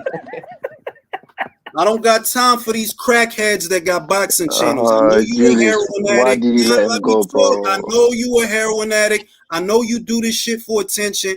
You got 33,000 subscribers. Go back to your channel. Take all that racist energy. You think I didn't hear the shit you said about that man's daughter? Take your weird ass back to your channel. Jules, one rule that is only Jules can curse. No, what up? What you think is going? You think I didn't hear what he said about that man's daughter when they died? Get the fuck out of here, that was that guy. That was him, bro. Oh shit! That was him that said that shit. This guy's a dickhead. Cool. Get back on your Seroquel. Get back on your Seroquel and go back to your channel with your iPhone movie edits, B. Not okay. Bro, Not okay. he got destroyed by Nuke as well, bro. This guy, the clown. Did you see that video? Bro, I think it was who was it? It was IBFP. And I'm like, yo, this dude must be a crackhead or something because he getting killed. He getting butchered. And he started talking about people, mothers, and I'm like, see, nah, B, not around me, fam. Not around me. Take that weird energy you got and go back to your channel, fam. Go back to your channel. Now back to what we was talking about. If Spence could beat Terrence Crawford, then I would put him ahead of Josh Taylor. But until he does that, the argument don't make sense. Nope. Yeah, I would agree. I would agree because make Josh sense. is undisputed at the moment. But I'm still gonna say that while Josh is better in terms of accomplishments than Errol, because one is undisputed and one is lineal, I still gotta say, with that, Spence still has a better resume in totality. His wins over Josh, because body for body, that depends. Listen. That depends on how you evaluate a resume. But what we talking about is very simple. All right. If he did what you're trying to do and have been trying to do for 5 years, if he did that in 2 years, he actually has a better resume than you with less filler, because Mikey Garcia is filler. Danny Garcia is filler. Lamont Peterson is filler. Those are not important fights. Josh had all his important fights at 140. It really ain't shit left for him to do there. He should move up, but the problem is he ain't got nobody to fight now if he move up. So he's probably gonna have to stay there now. Because it's like, yo, if you move up, Crawford not with Top Rank, bro. So you ain't really got a belt to fight for at 47. But if I look at the resume, I'm like, look, Josh's resume has less filler fights. It ain't Lamont Peterson's and Mikey Garcia. Nah, it's just straight to the point, to the undisputed, to the point. Yeah, I would agree. His resume is much more concise. It's just straight to the point. You know what I mean? But Errol, given the context, every single one of those filler fights were for there was some precedent for it or some motive. Mikey, listen. There was no precedence for Mikey Garcia, bro. Well, for that one, it was basically a money grab. It was a money grab. Like if we gonna just be real, Josh would have taken that same fight too. I'm not, but see, this is the thing. I'm not denying that they would have took that fight. I'm just saying that if they took the fight, I would have kept the same energy. That is not no legacy fight. That's a money grab. You know they're going to show up to support Mikey. You know that. They're going to come and y'all going to make money. But that's all it's about. As far as like a victory, Mikey didn't prove nothing at welterweight. He really did not. Right. So let me go to this point. Josh Taylor is undisputed at 140. If Josh goes up to 147 and just automatically demands, with no filler, just Bud Crawford, and Bud Crawford beats Josh Taylor, are you going to say, oh, Josh Taylor ain't shit at 147 because he ain't beat nobody at 147? I wouldn't say that. I wouldn't say that because of who he's fighting. But that's what you're saying. Hold on. No. Let me talk, bro. Let me talk. Go for it, brother. Now, the reason you can't say that, especially if it comes to Crawford, is because they're coming from similar circumstances. Crawford is not a career welterweight. When Spence debuted, he didn't debut as a welterweight. He debuted as a junior middleweight. He's actually a guy that came down. Crawford is a guy that when he debuted in his early career, he was as low as 35. At minimum, what he has in common with Josh is that they both moved up from 140. So you can't say, well, yeah, he just ain't shit. That would be like, you know, the old lineal versus the new lineal of 140. Feel me? It's like there is a precedence for that fight. It is. You can't say it ain't shit because he didn't prove nothing because, hey, you proved that you are at least as good as Crawford at 140. We about to find out if you as good as Crawford at 47. Can I say something? I would say he was better than Crawford at 140, but it's all right. We can say Josh Taylor ain't shit at welterweight if he loses every significant fight in the next, I don't know, 5 agree. years. It I depends agree. how he Other loses. other guy I know they were talking about that we can say Josh Taylor ain't shit at welterweight. I agree I would say how he loses. that's what it takes. That's how I know that Danny ain't shit. I didn't just start saying Danny ain't shit right after he lost to Thurman. It took time. It took attention. Right after he lost that fight, I didn't say, well, Danny just ain't shit. I had to look like, all right, let me see if he could beat somebody else. Maybe it was just a bad style, man. Nah, you just gonna lose to all these guys, bro. You just gonna lose to all of them.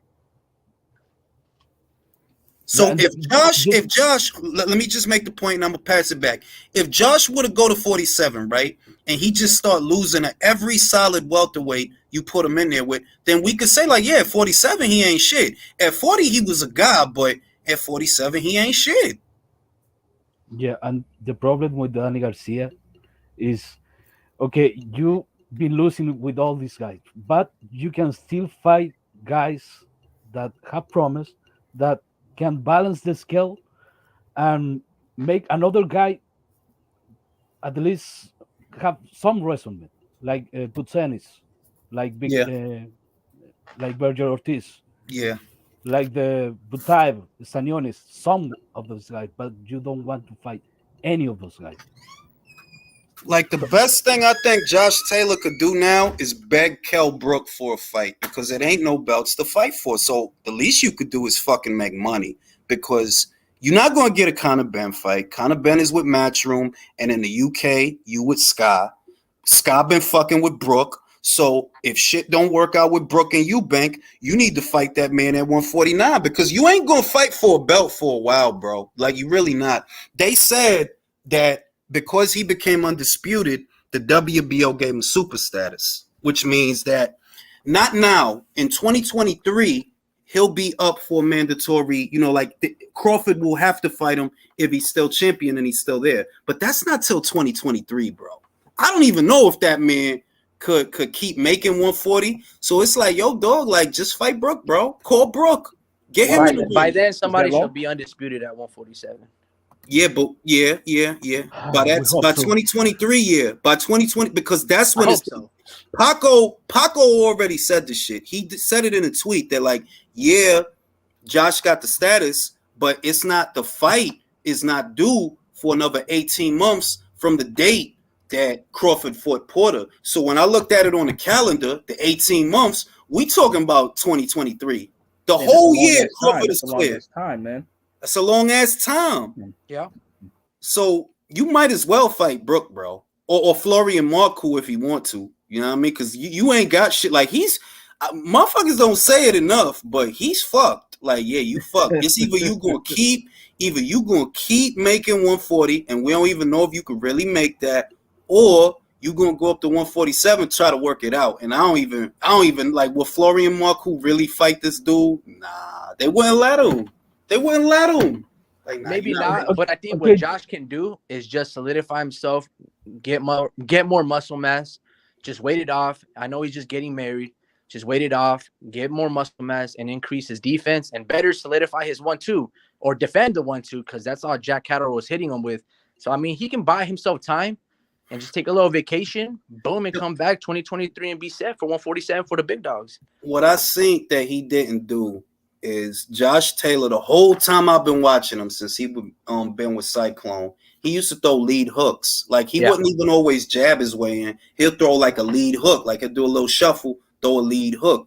In the Catterall fight, he wasn't doing none of that. And I think was something wrong with his leg. Like he had like an injury or some bullshit. I remember hearing before that fight, something was wrong with him. Oh yeah. The fight had to be postponed because he hurt his knee, right? Yes, and I'm like, well, that would make sense. Why is he not pushing off that leg to throw the lead hook? Because he good for a lead hook. That's what he dropped. He good for a lead hook or a lead uppercut. That's what he dropped Ramirez with. He just left, bing, uppercut. Ramirez is down. He didn't do none of that with Catterall. I'm like, something wrong with this cat. I don't know if it's the weight. I don't know if it's his leg. But you know what he should do? Run it back. Run it back, bro. Run it back. Yeah, I think if he has to run it back, Regis might get him second time. He might. Yeah, he run might. it back, bro. Well, there was like tactical things that he was doing in that fight, if we're comparing the Ramirez and the Catterall was ducking below the waist and like putting his shoulder and lifting him. Ramirez, when he got caught with the uppercut, Josh Taylor does this much like I forgot that trainer, but he always that trains like Fury, Devin Haney. I forgot his name. Yeah, Ben Davison. Will hug and clinch, and then release, and then boom, slip in a cheap shot. Because it's a cheap shot. It's a cheap shot. The clinch and hitting and holding. That's what he was doing. Yeah, he does that. And Tyson Fury did that. He did it the whole fights with Wilder. Well, not all of them, but he did like Tyson Fury shit with Wilder, but this shows how limited Wilder is because he just kept doing it and the shit kept landing.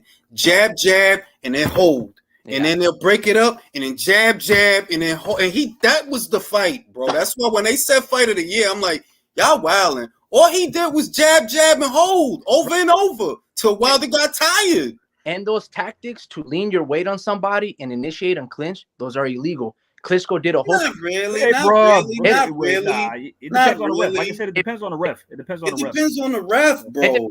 But if you go based on the rules, you can't. Look, I done seen too. Like you got refs. Can't do it. You got refs that'll ride your ass all night for that shit, right? And then you got refs that ain't gonna say shit. It depends on the ref and if he want to make the call. Yeah, I think the ref will only make the call if the trainer is cognizant and brings it aware. Hey, man, he's always clinching. Then he cheap shots me. Yeah, if you complain, but it's like I done seen so many fights where it was so much fucking holding and you waiting for the ref don't say. I'm like, yo, it depends on the ref, bro. It depends on the ref. Like Robert Byrd probably retired by now, right? I think he did after that. Mavis Breedis Glavatsky fight where he didn't even hit a bell. His old ass didn't even hit a bell, right? But normally Robert Byrd and he don't tolerate a lot of shit. And I know that because I seen a lot of fights that he officially he don't tolerate a lot of shit. The ref from Ward versus Kovalev 2, I forgot his name, man. Y'all know who I'm talking about. He got the flag. Tony Weeks. Tony Weeks. Yeah. He don't tolerate a lot of shit. Like a lot of shit that another ref will let you. He not gonna let you do none of that shit. Y'all know Kenny Bayless. Everybody know Kenny Bayless. Oh yeah, right? Yeah, with that shock look on his face every day. Exactly. Like he looked like he just seen Moses. But oh no, that's Steve Willis. Not Kenny. No. Steve Willis will let you do a lot of shit. That's why I like him. He'll let you do a lot of shit. He's cool. Steve Willis, not just because of the expressions, but because of how you officiate. They're like, yeah, he'll let you do some shit. Like he'll let it be a fight. But if I see the referee too much, like who is that ref I just seen? It was a referee. It was either this weekend or the weekend. But like, yo, you in a fight too much, bro. Like, what you want? Camera time? Was the Butayev standing on his fight? That guy. Yeah. That motherfucker annoyed the hell out of me. I'm like, oh my god. Like what you want? More camera time? Like, get the fuck out of here. Let them fight. Guys, he was right. He was sticking to the rules, but it was right. It was excessive. Because no. It was excessive. You can hold a guy with your arm. Leo, I'm with you. But when the guy coming in low, what was Stanionis doing? He guard up, coming real low. It's like he's coming in low. What you already. do? Like, how was it intentional? Butayev like he's pushing him down. You're right. Like, you can hold. You cannot push down. That's the difference. And you can't punch. Butayev was pushing down. It was visible. Listen, man. That is what the referee was meant. Listen, man, you're not going to sell me on that ref, bro. That shit was one of the most irritating fucking fights. Because, like, yo, bro, can you just let them fight? Like, let him do the dirty shit. Fuck it. I felt that, like, the fight was good. Don't get me wrong. It was good, but I felt it could have been better. Like, let them fight, man. Let the shit get wild. Let them punch him in the dick. Fuck it. By the way, fellas, quick question about Steve Willis. Like that GIF that's going around online where he was like, "Ooh, like what fight was that?" That was the motherfucking Lemieux. That was the fucking Lemieux Golovkin fight, bro. He was like, ooh. Okay. That's why I like Steve Willis because he in addition to being he watches fights like he a fan. You know what I mean? Like he hit him with that shit where that Golovkin punch that he overhand hook. The overhand hook. Yeah. He hit him with and he was like, ooh, he was in the middle of that shit. It's like, yo, this is the best I, ref I ever. think you're talking about the no, it's the Danny Garcia fight versus Porter or a Crawford fight. A Was it Crawford that fight one? one. Nah, you know what? He No, right. I it's think Danny it was. Garcia Oh and yeah, I Keith think it was that Hammond. one. It It's Keith was. Hammond. It was. Was It okay, was. okay. No, where he been at though? I ain't see him referee no fights. Yeah. He does Like I stand ain't up see comedy him too. referee no fights in like 2 years.